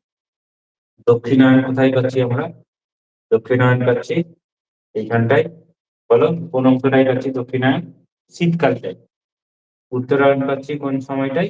মানে মানে এই ট্রানজিশন যেটা, শীত গরমের ট্রানজিশন, এখানে গরমের ট্রানজিশনে পাচ্ছি উত্তরায়ণ। আচ্ছা, এই তোমরা একটা জিনিস লক্ষ্য করে দেখবে, তোমাদের পূর্ব দিক মানে সকালবেলায় উঠে যেটা দেখো পূর্ব দিক, সূর্যের যেটা পূর্ব দিক, মানে তুমি যেখানে সূর্যকে উঠতে দেখো আর কি, সূর্যকে যেখানে উঠতে দেখো, ধরো আমি যদি বলি যে আমার এই সামনের দিকটা পূর্ব দিক হবে, এই সামনেটা পূর্ব দিক হবে, তাহলে আমি সূর্যকে গরমের সময় কি হবে, গরমের সময় দক্ষিণ দিকে সরে যেতে দেখবো। মানে আমি যেদিকে মুখ করে দাঁড়াবো, যেদিকে আমি মুখ করে দাঁড়াবো, আমি যদি সামনে মুখ করে দাঁড়াই, এটা যদি পূর্ব দিক হয় তাহলে এই দিকটা হবে পশ্চিম দিক, তাহলে আমার বাম হাতটা হবে উত্তর দিক, ডান হাতটা হবে দক্ষিণ দিক, তাহলে আমি এই সামনেটা পূর্ব দিক পাবো। পূর্ব দিকে গরমের সময় সূর্য যেটা উঠবে সে আস্তে আস্তে দক্ষিণ দিকে একটু সরে যাচ্ছে, সেটা হচ্ছে দক্ষিণায়ন। এবং এই দক্ষিণায়ন সম্পূর্ণ হয়ে যাওয়ার পর আমি পরে যখন ধরো গরম হয়ে গেল, গরমের পর ট্রানজিশন যাচ্ছে, হ্যাঁ, বর্ষা এলো, শরৎ এলো, তাহলে শরতের পর যেটা হবে সেটা হচ্ছে সূর্য যে সরে এসেছিল দক্ষিণের দিকে, সূর্য এইবার তারপর আমি প্রত্যেকদিন সকালবেলায় উঠছি, দেখছি সূর্য আর এখানটায় উঠছিল, সূর্য দেখছি একটু সরে গেল, একটু সরে গেল, একটু সরে গেল, একটু সরে গেল, তখন হচ্ছে ওটা উত্তরায়ণ হচ্ছে।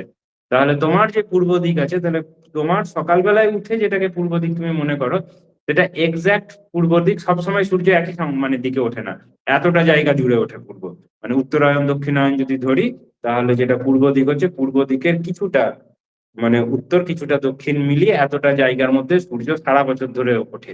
মানে এটা এরকম ভাবে যে প্রত্যেকদিন সূর্যোদয় হচ্ছে, এটাকে যদি তুমি ফিল্ম তৈরি করো এবং সেটা স্পিডে যদি ভিডিও চালিয়ে দাও, তাহলে দেখবে সূর্য এরকম উঠছে, এরকম উঠছে, এরকম এরকম ভাবে উঠছে, এরকম ভাবে সরছে আর কি। মানে আমি যদি 365 দিন এরকম চালাই, তাহলে এটা বুঝতে পারবো ব্যাপারটা। আমি ব্যাপারটা বোঝাতে পারছি কি? তাহলে আমরা গরমের সময় সূর্যকে প্রত্যেক দিন একটু দক্ষিণের দিকে সরে যেতে দেখছি, সেটা দক্ষিণায়ন। এবং তারপরে যখন এই ট্রানজিশন শেষ হয়ে যাচ্ছে, তখন সূর্য প্রত্যেকদিন আবার একটু উত্তর দিকে সরে আসছে, তখন সেটা হচ্ছে সূর্যের উত্তরায়ণ। তাহলে এটাই হচ্ছে সূর্যের উত্তরায়ণ আর দক্ষিণায়ন। এখানটায় যেহেতু এটা 2D তে অত ভালোভাবে বোঝা যাবে না, সেই জন্য আমি তোমাদেরকে দেখি এটা ভিডিও কোনো যদি পাই।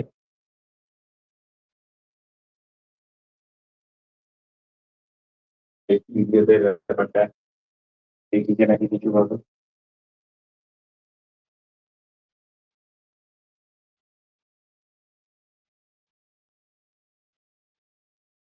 Uttarayan and Dakshinayana. Assume there are two textbooks for the earth. And that's its movement, Uttarayan and Dakshinayana.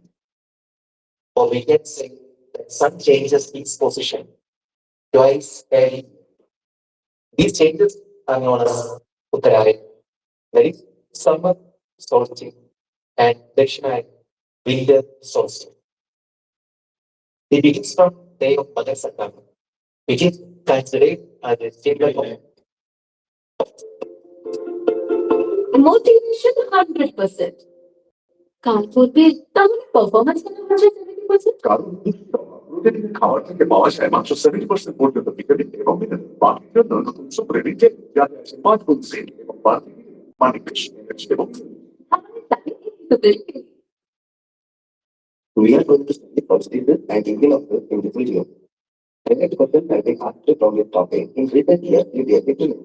Understanding the entire phenomena is essential to answer any question from this topic. By the end of this video, you will be able to answer these or any other questions from the topic. Earth moves around sun in an elliptical orbit. The orbit is not a perfect circle, but oval-shaped, hence it is called an elliptical orbit. But there is one more notable feature. Sun is not at the center of the ellipse. Sun is slightly away from the center. Hence, at one point, Earth comes closer to the Sun as much as 147 million kilometers.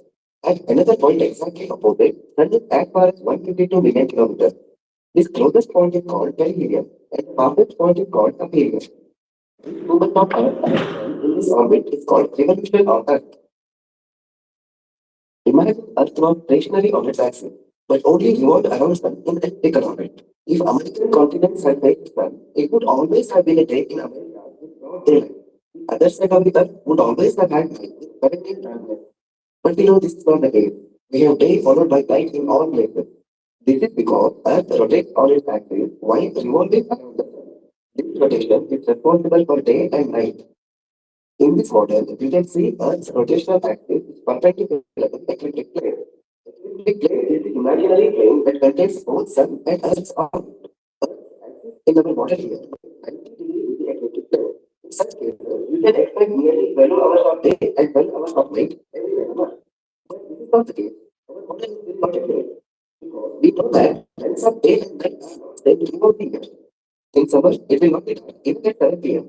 But in winter, by 5:30 p.m., it will be dark outside. If you are a resident of Delhi in the second half of June, your day is nearly 14 hours long and night darkness is only for about 10 hours. Similarly, in second half of December, day is only 10 hours and night is nearly 14 hours long. This occurs because Earth's axis is not perpendicular to ecliptic plane, but is tilted by 66.5 degrees to the plane. That means 23.5 degrees from the perpendicular plane. This is exactly the reason for seasonal variation in length of day and night.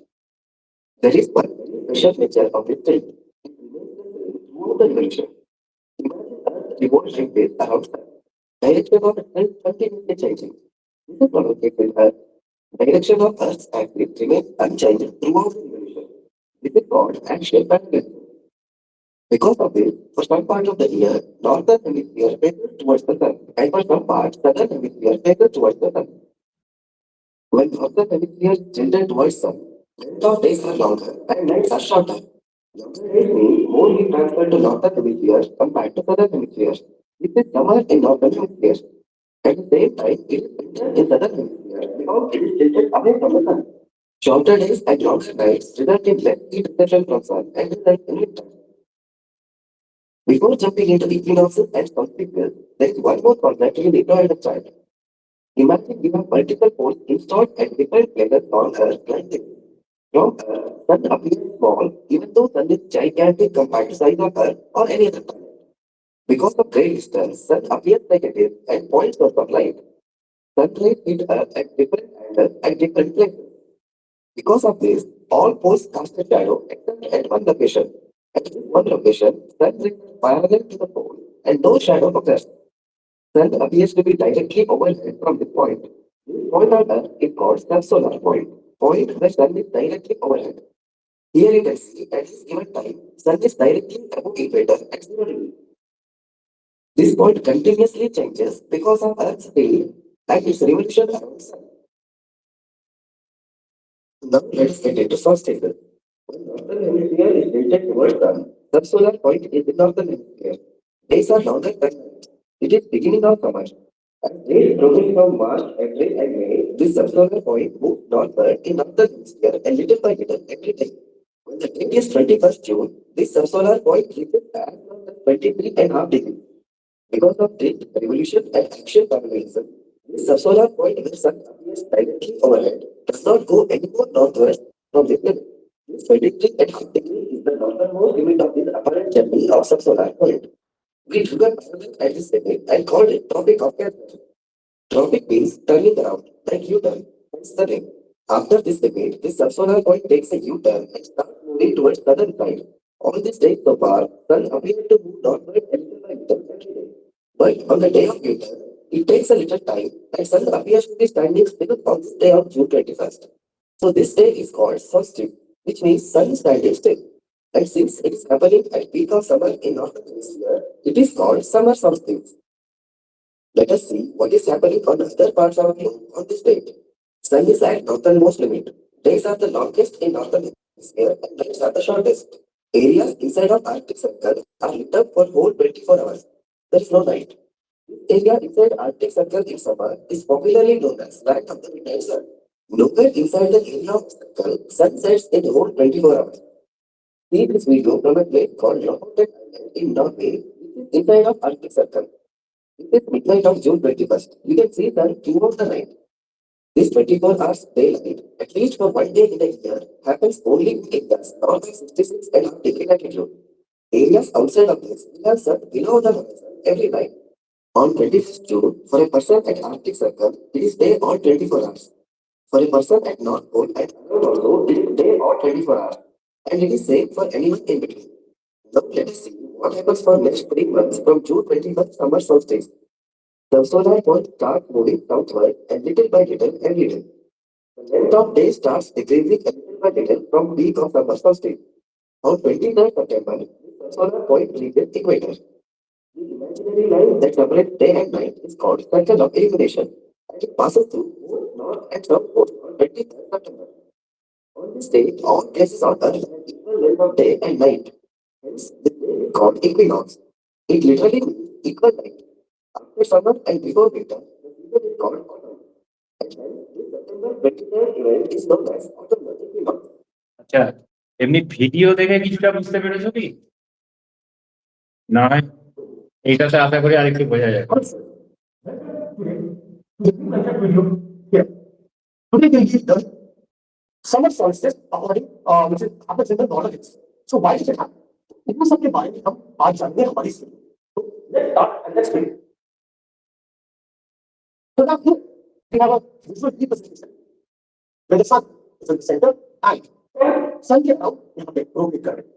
Okay. So now we have two distinct that is Earth का rotation होता है as well as Earth का जो revolution होता है. Now जब wall करते हैं तो ये 4 dimensions हैं या 4 जगह पे आप देख सकते हैं Earth. ये भी हमारे equinox and solstice पर आते हैं. तो इसमें सबसे इंटरेस्टिंग फोटो ये दिखता है. Now when the Earth is in the position that we can name the position for position. Now the first position पे you can see the north pole and south pole. Okay. So north pole here is facing toward the sun and the south pole is facing away from the sun.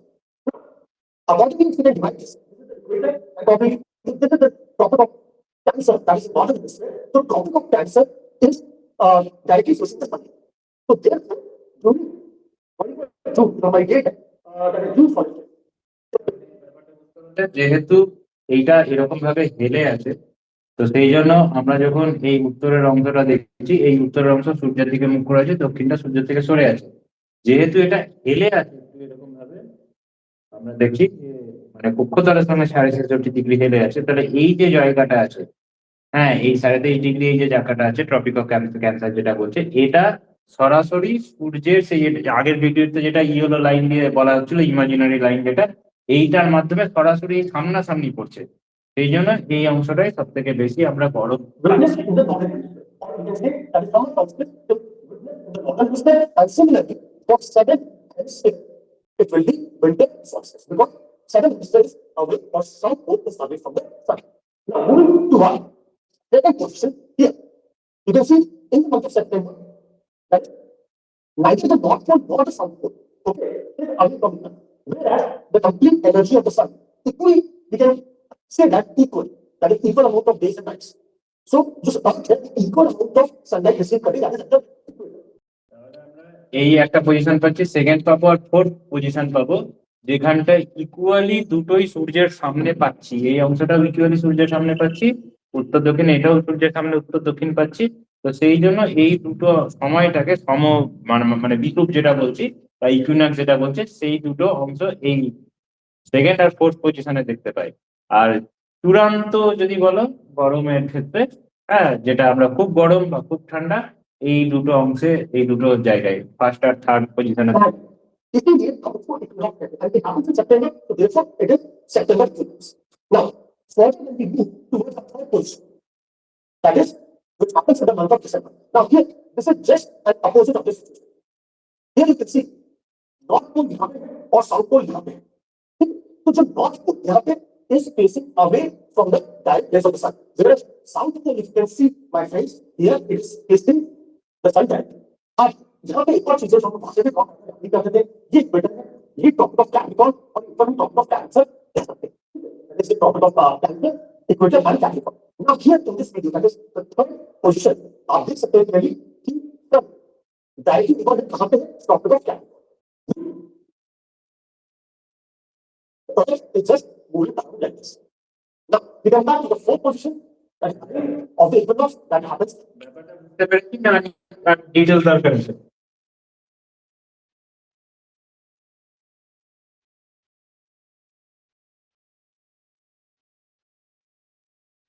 Sir উত্তর দক্ষিণ নিয়ে একটা question করবো।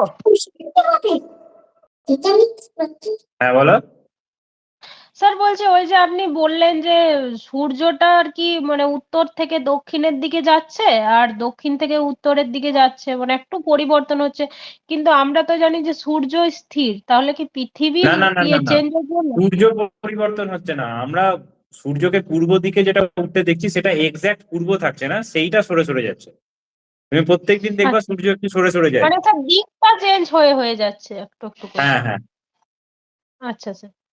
तो आप क्या सोच सकते हैं कोई भी परेशानी आपको नहीं होगी देर तक रिक्वेस्ट करते हैं प्राप्त भी करते जाएगा एक छोटी नोट के लेकर आपको रिक्वेस्ट में बॉक्स है बट है जैसे की बात होती है करते तो आज हम क्या करने वाले हैं इंटर एंड समर बहुत ही अच्छा बहुत ही बढ़िया ये टॉपिक है ये विंटर सॉल्टिजाइज समर सॉल्टिजाइज क्या होता है आज আর কি দরকার আছে? बात ये टॉपिक মানে বুঝতে পেরেছি ব্যাপারটা না ক্লিয়ার করতে হবে? স্যার এত ডিটেলসে ধরবে স্যার, মানে না মাথা গুলিয়ে ডিটেলসে যাচ্ছে। ধরবে না। মকর সংক্রান্তি Details এটা তো যেটা কি বললে বলছি? মানে যেটা আমি তোমাদেরকে ডিটেলসে বোঝানোর চেষ্টা করছি, একবার বুঝে গেলে সারা জীবনের জন্য তোমার সমস্যা কেটে যাবে। সেই জন্য মানে এটা অনেকের ক্ষেত্রে হয় কি এড়িয়ে এড়িয়ে থাকে যে আর বুঝতে পারছি না, প্রচুর ঝামেলা আছে, এড়িয়ে এড়িয়ে থাকে বলে আসলে ভয়টা হয়। যখন থেকে তুমি এড়িয়ে থাকাটা সরে যাবে, তুমি নিজে চেষ্টা করবে এবং বুঝে যাবে, তখন দেখবে যে তোমার ভয়টাও থাকছে না।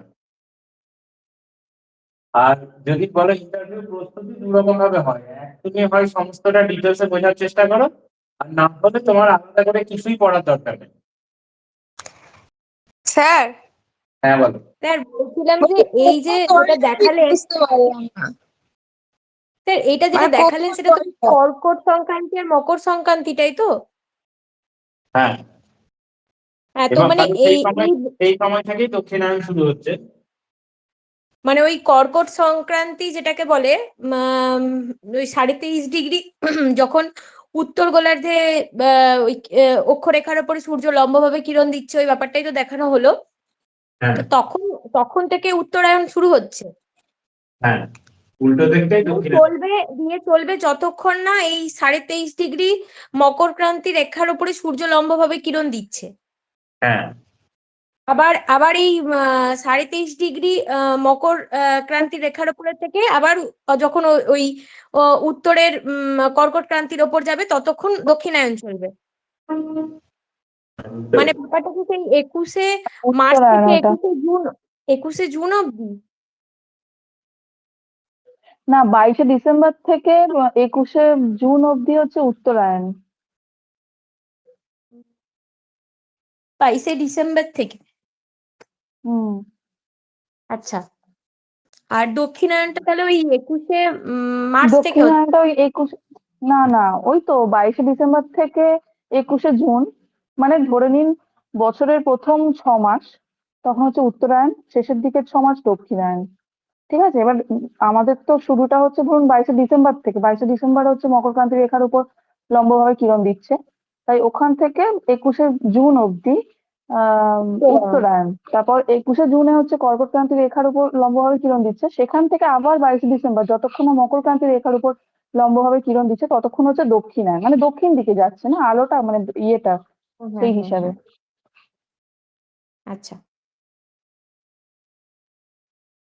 আচ্ছা আরেকজন কে বলছিলেন যে আমাদের স্যার বলছে কক্ষতলের সঙ্গে যে কোণ করে থাকে ওটা বুঝতে পারলাম না, অক্ষরেখার সঙ্গে ওটা বুঝতে পেরেছি, মানে কক্ষতলের সঙ্গে যে 66.5 ডিগ্রি কোণ করে থাকে ওটা বুঝতে ওটা পারলাম যদি না। পৃথিবী বলি, তাহলে পৃথিবীর এটা অক্ষরেখা। আমাদের পৃথিবী এই অক্ষরেখাটা এখানটায় কি নর্থ পোল সাউথ পোল এরকম ভাবে থাকে, নাকি পৃথিবীটা এরকমই থাকে? আমরা এরকম ভাবে নর্থ পোল সাউথ পোল দেখি, পাশেরটাই দেখি তো। তাহলে এই যে কোনটা করে আছে এরকম ভাবে যদি আমি বলি, মানে আমি যদি এরকম একটা দাগ টানি আর সেটাকে যদি এরকম ভাবে দিই, তাহলে এইখানটাই দেখো যে কোনটা তৈরি হয় সেটা 23.5 ডিগ্রি। মানে এটাকে যদি আমি এরকম ভাবে করি তাহলে এখানে 23.5 ডিগ্রি কোণ হবে। আর আমি এই যে পৃথিবী একটা আঁকলাম, এবার পৃথিবীকে এই যে এটা যে পৃথিবীর তল, মানে এটা যে অক্ষ আছে, মানে আমরা অক্ষরেখা অনুযায়ী পৃথিবীকে ভাগ করা হয়েছে না, নিরক্ষরেখা দেখেছি, হ্যাঁ এরকম আলাদা আলাদা ভাবে ভাগ করা হয়েছে। তাহলে এই যে অক্ষরেখা অংশ যদি ধরি, তাহলে এই অক্ষরেখার সঙ্গে যদি আমি অ্যাঙ্গেল করি, তাহলে এইখানটায় যখন নর্থ পোল থাকবে, এখানটায় সাউথ পোল থাকবে, এই নর্থ পোল সাউথ পোল এই এর সঙ্গে যে কোণটা করবে, এই কোণটা, এই যে অংশটা হচ্ছে, এই অংশটা হচ্ছে 66.5 ডিগ্রি। তার মানে একটা পৃথিবী আছে, ব্যাপারটা বোঝা গেল কি? এই যেটা পৃথিবী আছে, পৃথিবী যেটা এরকম থাকার কথা সেইটা এইরকম আছে নর্থ আর সাউথ, তাহলে এই কোণটা হচ্ছে 23.5 ডিগ্রি। আর যদি পৃথিবীটাকে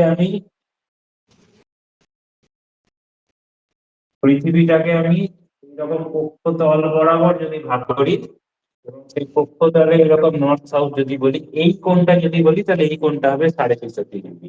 আপনি যখন এইখান থেকে মাপছি কোণটা, এইখান থেকে কোণটা মাপছি, তখন সেটা 66.5 ডিগ্রি। আর যখন আমি কোণটা এইখান থেকে মাপছি, এই যে এখানে নর্থ সাউথ হওয়ার কথা ছিল, একটু সরে গেছে, এখান থেকে যদি মাপি তাহলে সেটা 23.5 ডিগ্রি। ঠিক আছে স্যার, বুঝতে পেরেছি। ঠিক আছে।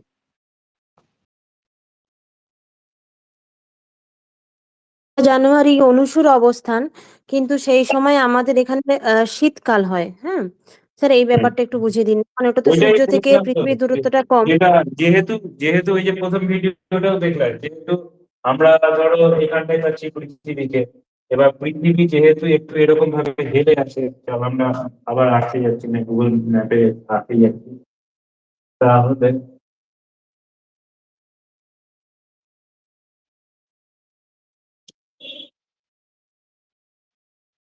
তাহলে এই অংশটাই যদি সূর্য থাকে, এইখানটায় আমি সূর্য ধরে নিচ্ছি, এখানটায় সূর্য আছে, তাহলে সূর্যের এই অংশটাই পৃথিবীকে আমরা দেখছি যে এটা হচ্ছে পৃথিবীর নর্থ সাউথ, এরকম ভাবে যদি ভাগ করা হয়, তাহলে যেহেতু পৃথিবী একটু হেলে আছে, তাহলে যে লম্বভাবে সূর্যের সঙ্গে লম্বভাবে যে কিরণটা পাচ্ছি, এটা ঠিক এই অংশটাই আছে। মানে এটা যদি পৃথিবী নিরক্ষরেখা হয়, এটা 23.5 ডিগ্রি যে উত্তর হয়, তাহলে এই উত্তরে এইখানটাই সে সরাসরি পেয়ে যাচ্ছে।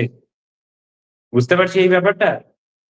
প্রথম হ্যাঁ ভিডিওটা স্যার। যে তুমি দেখো, তাহলে এই অংশটা যেহেতু দূরে আছে, মানে সূর্যের থেকে এখন দূরে আছে, 147-152 কিলোমিটার দূরে আছে, কিন্তু দূরে থাকা অবস্থাতেও যেহেতু একটু হেলে আছে, হেলে থাকার ফলে এই যে অংশটা সরাসরি সূর্যের কাছে চলে যাচ্ছে। মানে ঠিক এরকম একটা আগুন আছে, আমি দূরে আছি কিন্তু একটু আগুনের দিকে হেলে আছি, তাহলে দূরে থাকা সত্ত্বেও আগুনের দিকে হেলে থাকার কারণে আমার সরাসরি গরমটা আমি অনুভব করতে পারছি। বুঝতে পারলাম ব্যাপারটা? হ্যাঁ স্যার, হ্যাঁ স্যার, বোঝা গেছে। ঠিক আছে। তাহলে আর কি ছিল বলছিল তোমাদের? সেটা হচ্ছে হাতে রাখা যোগ নাকি? হাতে রাখা জোগাড় বিয়োগ। হাতে রাখা যোগ, স্যার একটা জিনিস বলছিলাম, বলছি স্যার এই অক্ষরেখার পরিমাণ 179টি হবে না? হ্যাঁ মোট অক্ষরেখার পরিমাণ, মানে নিরক্ষরেখাকে নিয়ে। হ্যাঁ। আচ্ছা স্যার আরেকটা প্রশ্ন স্যার। স্যার হ্যাঁ, অক্ষাংশ যদি বলে তাহলে সংজ্ঞা হিসেবে কি বলবো, আর দ্রাঘিমাংশ যদি বলে তাহলে সংজ্ঞা হিসেবে কি বলবো? ওই তো অক্ষ মানে যে পৃথিবীকে আমি এরকম ভাবে যখন ভাগ করছি, এগুলো তো অক্ষ পাচ্ছি, তাহলে এই অক্ষরেখার এক একটা অংশ, মানে এইটা যখন হচ্ছে না গোটা পৃথিবী আর কি, গোটা পৃথিবীর এই দিকটা থেকে ওই দিকটা পর্যন্ত গোটাটাই অক্ষরেখা হচ্ছে। তাহলে মানে মানে আমি যখন পৃথিবীকে এইরকম ভাবে অবস্থান, ধরো এটা যদি পৃথিবী হয়, তাহলে আমরা যদি দেখি এইখানটায় এইরকম জায়গায় ধরো এশিয়া পাচ্ছি, তাহলে এশিয়ার এইখানটায় ধরো ভারত, মানে এইরকম অংশটায় ভারত পাচ্ছি। তাহলে এটা যদি নিরক্ষরেখা হয়, তাহলে নিরক্ষরেখা থেকে একটু উপর দিকে এইখানটায় ভারতকে পাচ্ছি, তাহলে এটা এই জায়গাটায় যদি বলা হয় অক্ষরেখা অনুযায়ী, তাহলে এটা অক্ষাংশ হবে। আচ্ছা, আবার যদি এই পৃথিবী যদি হয়, পৃথিবীকে যখন আমি এরকম ভাবে মাঝখানে এইরকম ভাবে অর্ধেক অর্ধেক বৃত্ত দিয়ে ভাগ করছি, তখন এগুলো দ্রাঘিমা হবে। তাহলে এবার ওই একই রকম ভাবে এইটা যদি এশিয়ার ধরা হয়, তাহলে এশিয়ার ঠিক এই জায়গাটায় যেটা হবে সেটা পৃথিবীর দ্রাঘিমা হবে। তাহলে যেখানে অক্ষ এবং দ্রাঘিমা মিলে যাচ্ছে, এইটা মিলেই তো লোকেশন তৈরি হয়। আমরা যে গুগলের ক্ষেত্রে লোকেশন দেখি, তাহলে ও কি করে, ও স্যাটেলাইট থেকে অক্ষের অংশ আর দ্রাঘিমার অংশ কোথায় কোথায়, মানে একটা পৃথিবী যদি আমি মানে মনে মনে যে এই যে উচ্ছের রেখা, আমি এটা আমাদের সুবিধার জন্য কল্পনা করে নিচ্ছি, তাহলে এরকম অক্ষরেখা আছে আর এরকম উচ্ছের দ্রাঘিমা আছে, মানে ভাবো এটা গ্রাফের মতন আর কি। বুঝতে পারছো তো? তাহলে গ্রাফের মতন, তাহলে প্রত্যেকটা জায়গায় এরকম একটা করে তার যে পয়েন্ট আছে, ধরে এই পয়েন্ট গুলো আছে, এই অক্ষ দ্রাঘিমা কোনাকুনি ভাবে যে পয়েন্ট করেছে, তাহলে এই পয়েন্ট গুলো পেলে যে কৌণিক যে রেখাগুলো মানে পয়েন্ট গুলো পাচ্ছি, এটা তাহলে আমার লোকেশন পেতে সুবিধা হবে। তো এটাকেই আরো সূক্ষ্ম সূক্ষ্ম ভাবে ভাগ করে আমাদের তোমার ওই লোকেশন হিসাবে মেপে দেয়, লোকেশন হিসাবে আমাদের বুঝতে সাহায্য করে। তাহলে ওই অক্ষরেখার অংশতে অক্ষাংশ পাবো, দ্রাঘিমা রেখার অংশতে দ্রাঘিমাংশ পাবো। স্যার আরেকটা প্রশ্ন স্যার, আন্তর্জাতিক তারিখ রেখার অনুযায়ী আমাদের ডেটটা আমরা ঠিক করি, হুম, আর গ্রিনিচ মিন টাইম অনুযায়ী আমরা সময়ের ব্যাপারটা দেখি। তাহলে স্যার ওই আন্তর্জাতিক তারিখ রেখা যেটা 180 যেটার মান, স্যার হুম। সেই অনুযায়ী ওই পূর্ব দিকে দিনটা বাড়ে আর পশ্চিম দিকে দিনটা কমে স্যার, এই মানে তারিখটা বাড়ে তারিখটা কমে, এরকম একটা বিষয় আছে স্যার, এটা একটু বুঝিয়ে দিন না, ওটা ঠিক কনসেপ্টটা ক্লিয়ার নেই।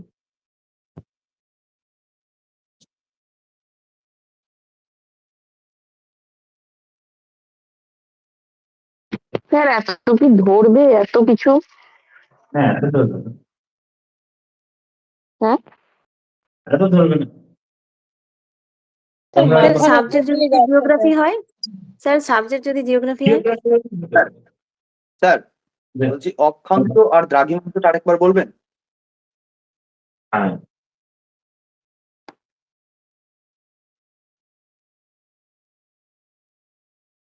তাহলে এটা ঠিক আছে, ধরো এই অঙ্কটাই যদি আমি বলি, নিরক্ষরেখা, এটা ধরে নাও নিরক্ষরেখা, ঠিক আছে, কম বেশি হতে পারে, উপর নিচে হতে পারে, ধরে নাও এটা নিরক্ষরেখা।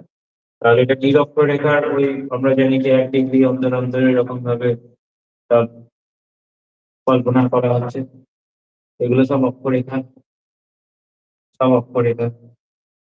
তাহলে এই যে অক্ষরেখা আমরা দেখতে পাচ্ছি, এইগুলো হচ্ছে অক্ষরেখা। তাহলে প্রত্যেকটা অক্ষরেখার একটা অবস্থান আছে।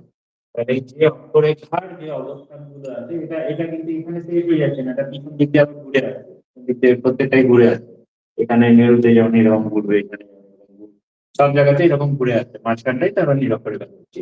তাহলে এটা হলো আমরা মাঝখানে নিরক্ষরেখা নিয়ে উপর নিচে আমি 179টা সব নিয়ে লাইন বানিয়ে নিচ্ছি। আচ্ছা, তা আবার এইখানটাই যদি বলা হয়, এইরকম ধরো এখানেই ধরে নিচ্ছি, যেটা যদি ওই দিকে নিজের ওই জায়গায় আছে, এইরকম ভাবে যদি আমি অর্ধবৃত্ত ধরি, যেটা ঘুরে আসছে, উত্তর মেরু থেকে শুরু হচ্ছে, দক্ষিণ মেরুতে শেষ হয়ে যাচ্ছে, উত্তর মেরুতে শুরু হচ্ছে, দক্ষিণ মেরুতে শেষ হচ্ছে। তাহলে এই অংশগুলোকে যদি ধরি, তাহলে এগুলো হবে দ্রাঘিমা রেখা। তাহলে দেখো প্রত্যেকটা ক্ষেত্রে আমি অক্ষ আর দ্রাঘিমাকে ভাগ পেয়েছি। ধরে নাও যদি বলে ইন্ডিয়া মধ্যপ্রদেশের এই একটাই যদি বলে, তাহলে এইখানটায় একটা একটা দ্রাঘিমা রেখা আছে, একটা অক্ষরেখা আছে, এই দ্রাঘিমা আর অক্ষ এই জায়গাটা এসে মিলেছে। তাহলে এই জায়গাটা যখন এসে মিলেছে, তাহলে এর একটা আমি একটা অবস্থান পাচ্ছি, তাই তো, একটা কৌণিক অবস্থান পাচ্ছি। এই অবস্থানটাই তখন হবে এর লোকেশন, এবং এই অনুযায়ী এই অক্ষ এবং দ্রাঘিমার কোনাকুনি যে জায়গা হচ্ছে, সেই অনুযায়ী আমাদের লোকেশন খুঁজে পেতে সুবিধা হয়। ব্যাপারটা বুঝতে পারলাম? মানে আমরা এটা আমাদের সুবিধার জন্য ভাগ করে নিয়েছি, যাতে আমরা লোকেশন বুঝতে পারি। আমরা আমাদের সুবিধার জন্য অনেককে ভাগ করে নিয়েছি।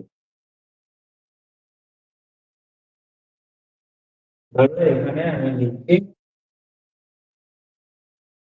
এক কথায় পৃথিবীর উপর পূর্ব পশ্চিমে যে কাল্পনিক রেখা তাকে বলা হয় অক্ষরেখা, আর উত্তর দক্ষিণে যে কাল্পনিক রেখা তাকে বলা হয় নিরক্ষরেখা, সরি দ্রাঘিমা রেখা। হ্যাঁ, একটা মানে বৃত্তাকার একটা অর্ধবৃত্তাকার এরকম একটা কিছু মেনশন করাটা দরকার মনে হয় না? যদি অক্ষ হয় তাহলে বৃত্ত হবে,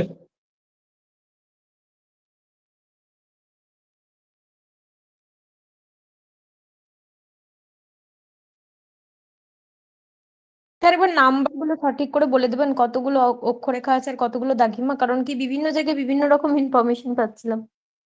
কেন?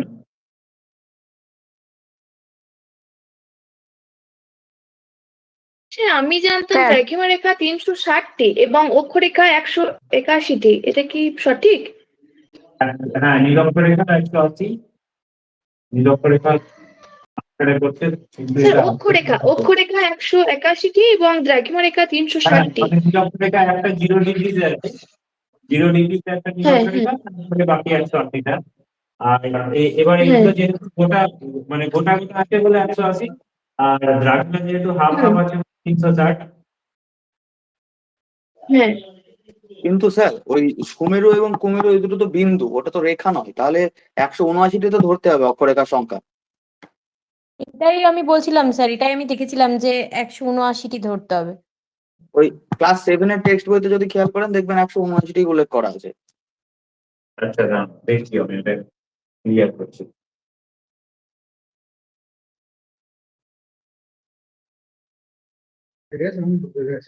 স্যার হ্যাঁ, বলো। হ্যাঁ স্যার, গ্রুপে কিছু কোশ্চেন দেখা যাচ্ছে, ওই যে সিচুয়েশন বেস কিছু কিছু কোশ্চেন দিচ্ছে যে আজকে এগুলো ধরেছে আর কালকে ওগুলো ধরেছে, এরকম মানে বেশ টাফ টাফ কোশ্চেন গুলো, একটু সিচুয়েশন বেস হলেও, মানে ওগুলো কি সত্যিই ধরছে?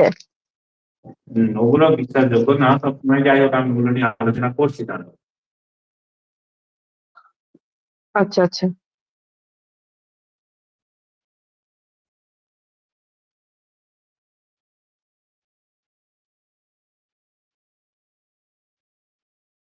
কিন্তু ওইটা কি বলেছিলে একটা বলো তো? ওই নাম্বার গুলো কতগুলো অক্ষরেখা আর কতগুলো দ্রাঘিমা রেখা, দ্রাঘিমা রেখাটা 360টি, অক্ষরেখাটা নিয়ে কনফিউশন, মানে 180 না 179টি। নিরক্ষরেখাটাকে যদি বাদ দিই তাহলে 179, 0 ডিগ্রি নিরক্ষরেখা না ধরলে। আচ্ছা, আর কেউ ওই, ও আচ্ছা, টাইম লাগে। তো ধরো গোটা পৃথিবীকে যদি আমাকে আলাদা আলাদা টাইম জোনে ভাবতে, তুমি ব্যাপারটা হচ্ছে এরকম ভাবে বুঝে দেখো। আমি যদি সকালবেলায় ঘুম থেকে উঠলাম, সূর্য উঠলো, সূর্য ডুবে গেল, একটা শেষ হয়ে গেল, আমি ঘুমোতে গেলাম, তাহলে আমার কাছে 24 ঘন্টা টাইম আমার জন্য মিটে গেল। কিন্তু সমস্যাটা তো কখন হতে লাগলো মানুষের, দেখা গেল কোন, ধরো আমি এখন ভারতে আছি, এবার আমি ভারত থেকে যাত্রা শুরু করলাম ধরো পশ্চিম দিকে। মানে তুমি এমনিতে নর্মালি লক্ষ্য করলে দেখবে যে সকালবেলায় তুমি মণিপুরের দিকে চলে যাও, মণিপুর, মেঘালয়, বা তুমি তুলনামূলকভাবে আসামেও যদি যাও, তাহলে ওখানটায় দেখবে সকাল তাড়াতাড়ি হয় এবং ওখানে সন্ধেও কিন্তু খুব তাড়াতাড়ি হয়ে যায়, দ্রুত, মানে 5:30টার দিকে হয়তো দেখা গেল যে সূর্য ডুবে যাচ্ছে। আবার তুমি মানে একই জায়গা, একই মানে আমাদের টাইম জোন যদি একই হয়, কিন্তু তুমি চল যাও গুজরাটে, চল যাও গুজরাট বা মুম্বাইতে চল যাও, সেখানটায় দেখবে সন্ধ্যে 7টা 7:30 বেজে গেছে, তাও দেখবে সেখানে সূর্য ডোবেনি সেইভাবে, বা তখন আকাশ সন্ধ্যে 7টাতে 7:30টাতেও আকাশ লাল হয়ে আছে। তো এটা হওয়ার কারণ কি? কারণ হচ্ছে এই যে পৃথিবী যে ঘুরছে সূর্যের চারিদিকে, যার ফলে ওই আলোক রশ্মিটাও মানে মানে যেহেতু পৃথিবী এরকম নিজের অক্ষের সঙ্গে ঘুরছে বলে আলোক রশ্মিটাও সরে সরে যাচ্ছে। তো সেই কারণবশত আমি যদি বলি মানে সরে সরে যাচ্ছে, তো সেটা মানে একদম সকালবেলা যখন হচ্ছে, ধরো যত আমি পূর্ব দিকে যাব তত আমি আগে চলে যাচ্ছি, যত পশ্চিম দিকে আসছে আমি পিছিয়ে যাচ্ছি, আরেকটু ভালোভাবে বোঝা যায়। এইটা বোঝার জন্য ধরো একটা আন্তর্জাতিক এই আন্তর্জাতিক টাইম লাইন, প্রাইমেরিয়ান যেটা আন্তর্জাতিক একটা টাইম লাইন করা হয়েছে, সেটাকে যেটা আহ, গ্রিনিচ বলে যেটা, হ্যাঁ এই অংশটা দিয়ে গেছে। আচ্ছা, এইবার ধরো এখানটা সূর্য আছে, এখানটা সূর্য আছে। তাহলে পৃথিবী এরকম ভাবে ঘুরছে, নিজের অক্ষতলের চারিদিকে ঘুরছে, এবং অক্ষতলের চারিদিকে ঘুরতে ঘুরতে যেহেতু ও আবার সূর্যের চারিদিকেও ঘুরছে, অক্ষতলের চারিদিকে ঘুরছে এবং তার সঙ্গে সঙ্গে সূর্যের চারিদিকেও ঘুরছে, তাহলে এই ঘোরার ফলে যত ও সরে সরে যাচ্ছে, পৃথিবী যত সরে সরে যাচ্ছে, সূর্যের আলোটা কিন্তু পৃথিবীর দিকে সেই জন্য অন্য অন্য অংশগুলোতে পড়তে শুরু করছে। এটা আমরা আরো ভালো বুঝতে পারবো যদি আমি এই স্যাটেলাইট অংশটায় আছি। দেখো তাহলে এই অংশটাই আমি দেখছি যে মানে তাহলে আমি বুঝতে পারছি তাহলে এইখানটায় আলো আছে, মানে এই দিকটায় সূর্য আছে, এই দিকটায় সূর্য আছে, ওই দিকটায় সূর্য নেই। তাহলে এই যে সূর্য এই দিকটাই আছে, এবার পৃথিবী তো আস্তে আস্তে এরকম ভাবে ঘুরবে। তাহলে পৃথিবী যে যত এরকম ভাবে ঘুরছে, নির্দিষ্ট সমান্তরাল যখন ঘুরছে, তাহলে সূর্যের দিকে যে অংশ আলো পড়ছে, সূর্যের তার এই অংশটা আস্তে আস্তে ছায়া পড়ছে। এবার আমি যদি কোনো নির্দিষ্ট একটা জায়গাতেই থাকি, ধরো আমি ভারতে চলে আসছি, তাহলে বুঝতে পারবো।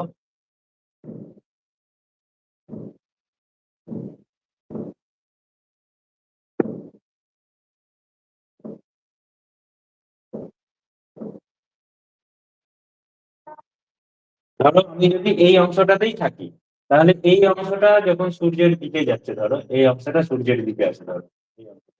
এখানটায় আমরা আছি, তাহলে এই অংশটা সূর্যের দিকে আছে। তাহলে সূর্যের দিকে এই অংশে যখন আমি থাকছি, এখানটায় যেমন আমি যখন নিজে নড়াচড়া করছি না, তখন কোনো অসুবিধা হচ্ছে না।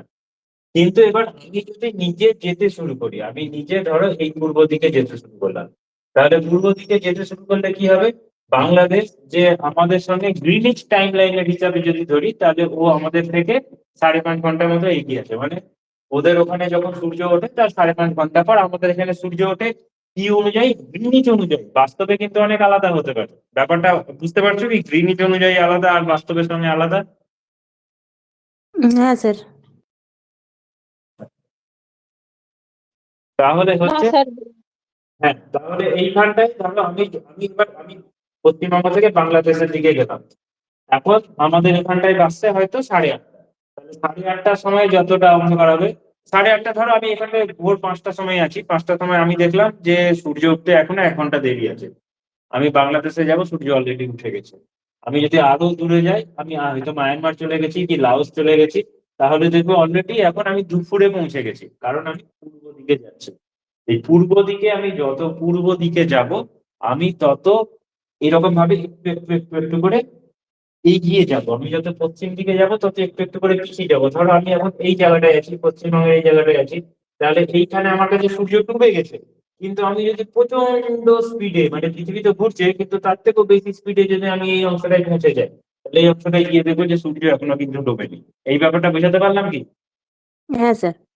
আচ্ছা, তাহলে আমি পশ্চিম দিকে যখন যাচ্ছি তখন আমি পিছিয়ে যাচ্ছি, পূর্ব দিকে যখন যাচ্ছি তখন আমি এগিয়ে যাচ্ছি। তাহলে এই যে একটু করে এগিয়ে যাচ্ছি, একটু করে এগিয়ে যাচ্ছি, একটু করে এগিয়ে যাচ্ছি, তাহলে এরকম ভাবে এগোতে এগোতে এগোতে এগোতে মুশকিল যেটা হচ্ছে, এইটার জন্য প্রত্যেকটা দেশকে একটা একটা করে টাইম জোনে ভাগ করে দেওয়া হচ্ছে। আমাদের ক্ষেত্রে এই টাইম জোনটা যদি বুঝতে পারা যায়, তাহলে আমাদের এখানে এলাহাবাদের এইরকম ভাবে একটা জায়গা নেওয়া হয়েছে, যেটাকে একটা টাইম জোন বলা হয়েছে। এবং এই টাইম জোনটা বলে দিয়েছে, মানে ধরো এটা বাংলাদেশ নিয়েছে, তাহলে বাংলাদেশ এরকম ভাবে ধরেছে যে বাংলাদেশ বলছে যে জিএমটি, মানে গ্রিনিচ যে মিন টাইম আছে, সেই গ্রিনিচ মিন টাইমের থেকে হয়তো 5 ঘন্টা। আমাদের ক্ষেত্রে হয়তো বলছে গ্রিনিচ মিন টাইমের থেকে হয়তো 5.5 ঘন্টা। এরকম ভাবে আলাদা আলাদা করে টাইম ভাগ করে দিচ্ছে। মানে গ্রিনিচ মিন টাইমকে 0 ধরেছে, তাহলে এখানে 5.5 ঘন্টা এগিয়ে 5.5, মানে যত পূর্ব দিকে আসবে এগিয়ে যাবে, যত গ্রিনিচ মিন টাইম থেকে পশ্চিম দিকে যাবে তত পিছিয়ে যাবে। এইটা নির্ভর করছে এরিয়ার উপর। আমি যদি রাশিয়াতে আসি, তাহলে দেখো ভারতের ভারতের সাইজটা দেখো একবার। তাহলে ভারতের ধরো এতটা,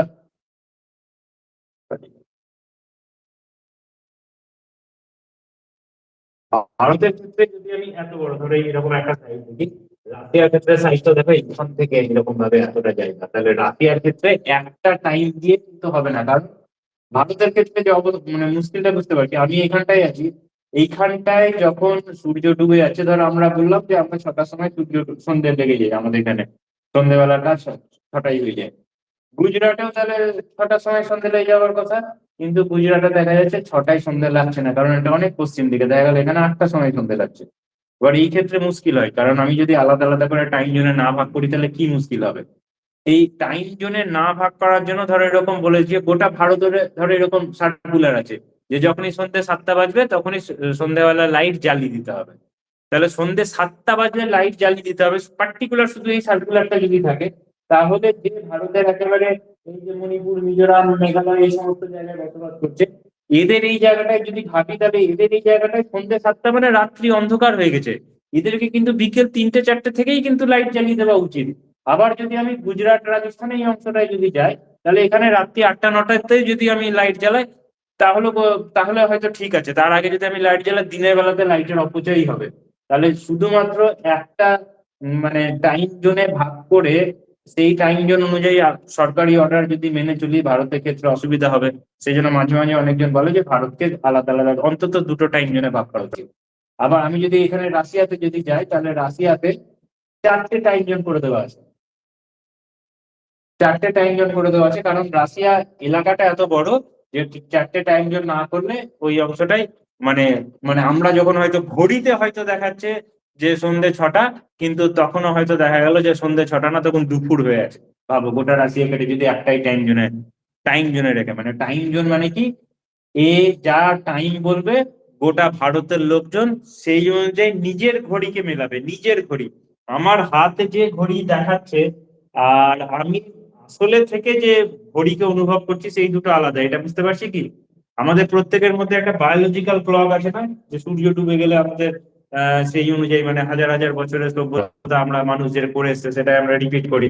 সূর্য ডুবে গেলে আমাদের ঘুম পাবে, এটা যেমন খুব স্বাভাবিক। তাহলে ওটা হচ্ছে আমার বায়োলজিক্যাল ক্লক। এবার হাত ঘড়ি কি বলছে আর বায়োলজিক্যাল ক্লক কি বলছে, এটা সব থেকে বড় সমস্যা হয়। যেটা হলো, আজকে আমি ধরো ভারতে আছি, এবার আমি ভারত থেকে যদি বলি যে আমি ভারত থেকে উড়ে যাব কোথায়, ভারত থেকে উড়ে আমেরিকা যাবো, তাহলে দেখো ভারত এই যে জায়গাটা দেখছো তো, এত নর্থ এত ইস্ট, এই যে নর্থ বলছে, তাহলে নর্থ কিসের হিসাবে বলছে, এটা নর্থ। তাহলে এইখান থেকে এতটা যদি ধরা হয়, তাহলে এটা 23.0427.79, এটা নর্থ। মানে এইরকম ভাবে এইটাকে যদি বলি, তাহলে এই নর্থে আসছে।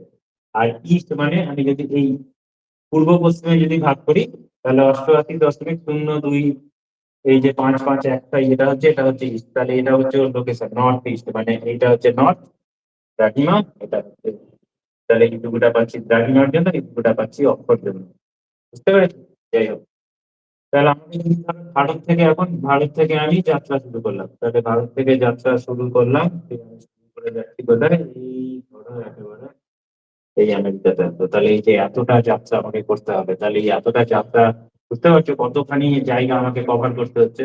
মানে জায়গা কোথায় থেকে কভার করতে হচ্ছে, দেখো আমি এখান থেকে যাত্রা শুরু করলাম, তাহলে এখান থেকে আমাকে সরাসরি তো পাবো না, এখান থেকে আসতে হবে হয় দিক দিয়ে আমাকে মধ্যপ্রাচ্য এখানে এসে, হ্যাঁ মানে আমাকে এখানে আফ্রিকার উপর দিয়ে যেতে হবে, হয় আফ্রিকা হয়ে যাবো, বা বেশিরভাগ ক্ষেত্রে দেখা যাচ্ছে এখান থেকে আসে মধ্যপ্রাচ্য, মধ্যপ্রাচ্য থেকে আসবে ইউরোপ, হয় তাহলে ইউরোপ হয়ে এই দিকটা দিয়ে যাবে, মানে এইখানটা দিয়ে যাবে, অথবা এইখান থেকে হয়ে আফ্রিকা পেরিয়ে তারপরে এই সাগর পেরিয়ে তারপরে আমেরিকাতে আসবে। তাহলে এতটা বড় জায়গায় যখন যেতে হবে, তখন দেখা গেল যে আমি দিনের বেলায় যাত্রা শুরু করেছিলাম, আমি হয়তো 18-20 ঘন্টা প্লেনে করে গেছি, 20-22 ঘন্টা ধরে প্লেনে করে গেছি। আমি যখন ওখানে পৌঁছেছি তখনও আমি দিনের বেলাতেই পৌঁছাচ্ছি, মানে এখান থেকে যে এখানে যাত্রা শুরু করে আমি যত এদিকে আছি দিনের বেলাতে। তাহলে আমার শরীর জানে যে 12 ঘন্টা পর রাত হওয়ার কথা, শরীর জানে 12 ঘন্টা পর রাত হওয়ার কথা, শরীর বলছে এবার হয়তো রাত হবে, কিন্তু আমার ইন্দ্রিয় গুলো যা কিছু দেখছে সে শুধু দিনের আলোই দেখছে। তাহলে সে যখন শুধু দিনের আলোই দেখবে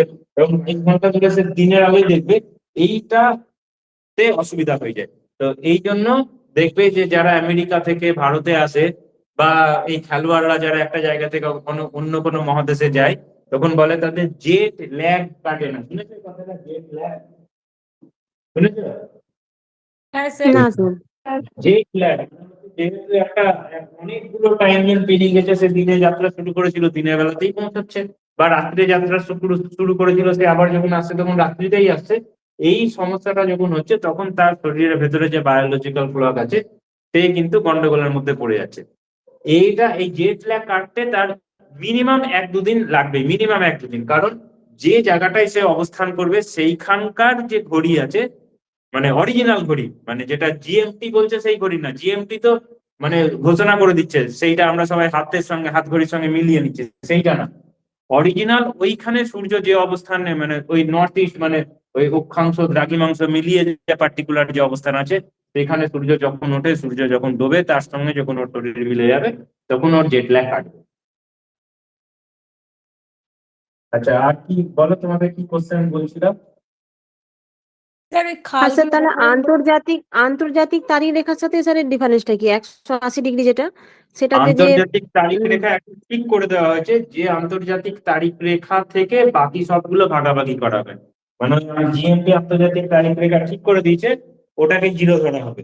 ওর এদিকে গেলে একটা সবাই নিজের মতন মানিয়ে নেবে। যেমন আমি যদি ইন্ডিয়াতে আছি, তাহলে ইন্ডিয়াতে আমি 5.5 ডিগ্রি পূর্ব দেখতে পাচ্ছি, মানে ওখান থেকে আমি সাড়ে পাঁচ ঘন্টা, 5.5 ঘন্টা পূর্ব দেখতে পাচ্ছি এই দিকের দিকগুলো। তোমরা দেখবে দুটো দিক আছে, একটাকে বলে আমি আসি আবার। তোমরা দুটো সভ্যতা দেখতে পাবে, একটাকে পাশ্চাত্য সভ্যতা বলে, জানো তো এটা পাশ্চাত্য, আর একটা বলে প্রাচ্য। জানো এই ব্যাপারটা? ওয়েস্টার্ন কালচার শুনেছো? হ্যাঁ স্যার। তাহলে দুটো শব্দ আছে, একটা ওয়েস্টার্ন, একটা ওরিয়েন্টাল। ওরিয়েন্টাল মানে হচ্ছে কোনটা? এটা এই যে আমরা এই অংশটা দেখছি, এই অংশটা যদি বলি তা এটা হচ্ছে ওরিয়েন্টাল।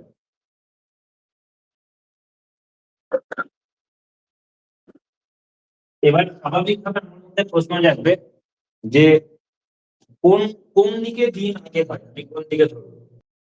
তাহলে কোন দিকে দিন আগে হয় দেখো, যদি বলি তাহলে যার ক্ষমতা আছে ভাই সে বলবে আমার এখানে দিন আগে হয়। পৃথিবী, গোটা পৃথিবী তো সমান, মানে এই ব্যাপারটা বুঝতে গেলে আমাদের একটু বুঝতে হবে। ধরো এটা একটা বৃত্ত, তাহলে যদি বলবে যে বৃত্তের শুরু কোথায়, কোনটা শুরু বলবো কোনটা শেষ বলবো, তাহলে কোনটা শুরু কোনটা শেষ আঁকা পাঁচটা সব তো একই। এবার যার ক্ষমতা বেশি সে বলবে আমার এখানে শুরু, এ বলছে যে আমার এইখানে, আমার থেকেই কিন্তু বৃত্ত শুরু হয়েছে, তাহলে এইখানটায় শুরু হলো, ঘুরিয়ে আবার এইখানটায় শেষ হচ্ছে।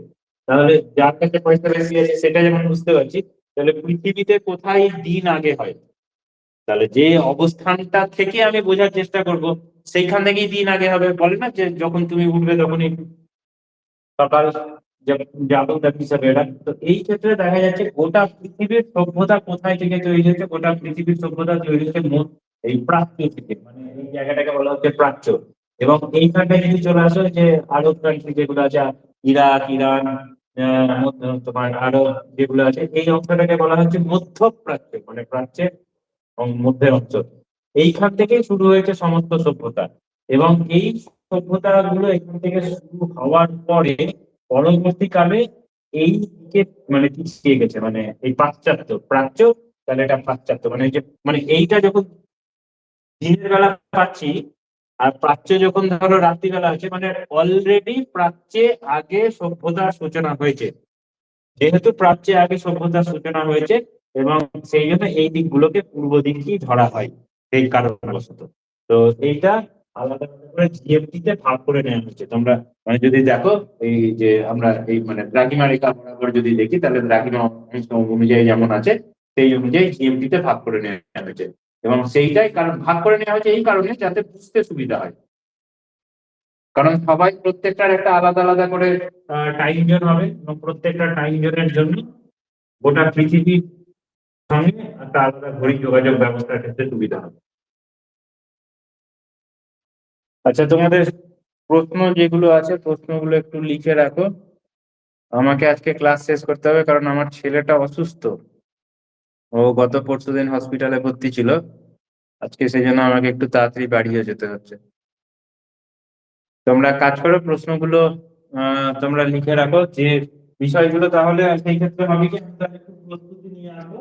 আর যদি সম্ভব হয় এগুলো পিপিটি তৈরি করে নিলে বেশি ভালো হয়। তো নাহলে আমি এখানে সরাসরি আমাকে কোনো একটা ভিডিও দেওয়া ইয়েতে যেতে হচ্ছে। কি হয়েছে স্যার? ওর তোমার এর আগে সমস্যা ছিল, 3-4 বছর আগে সাপে কামড়েছিল একবার।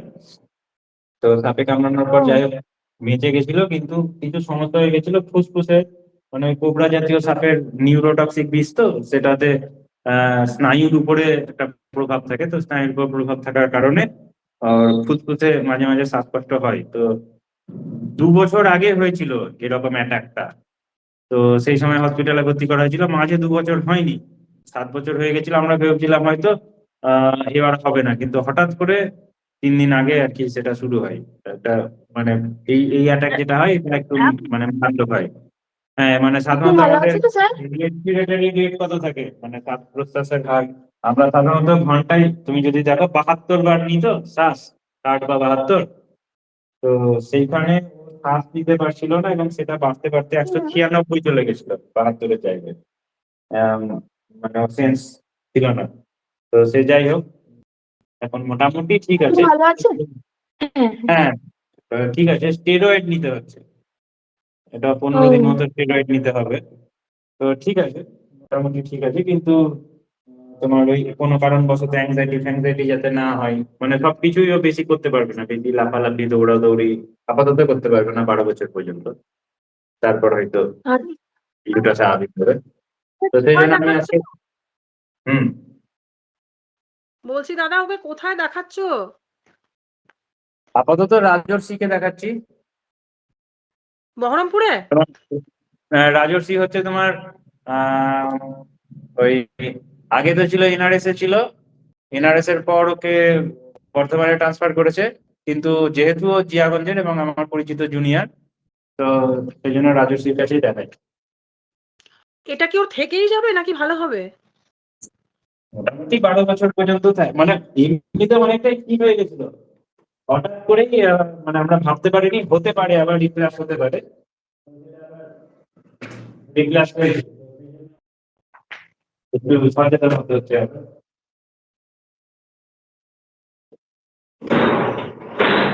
রিঙ্কু বলছিলাম।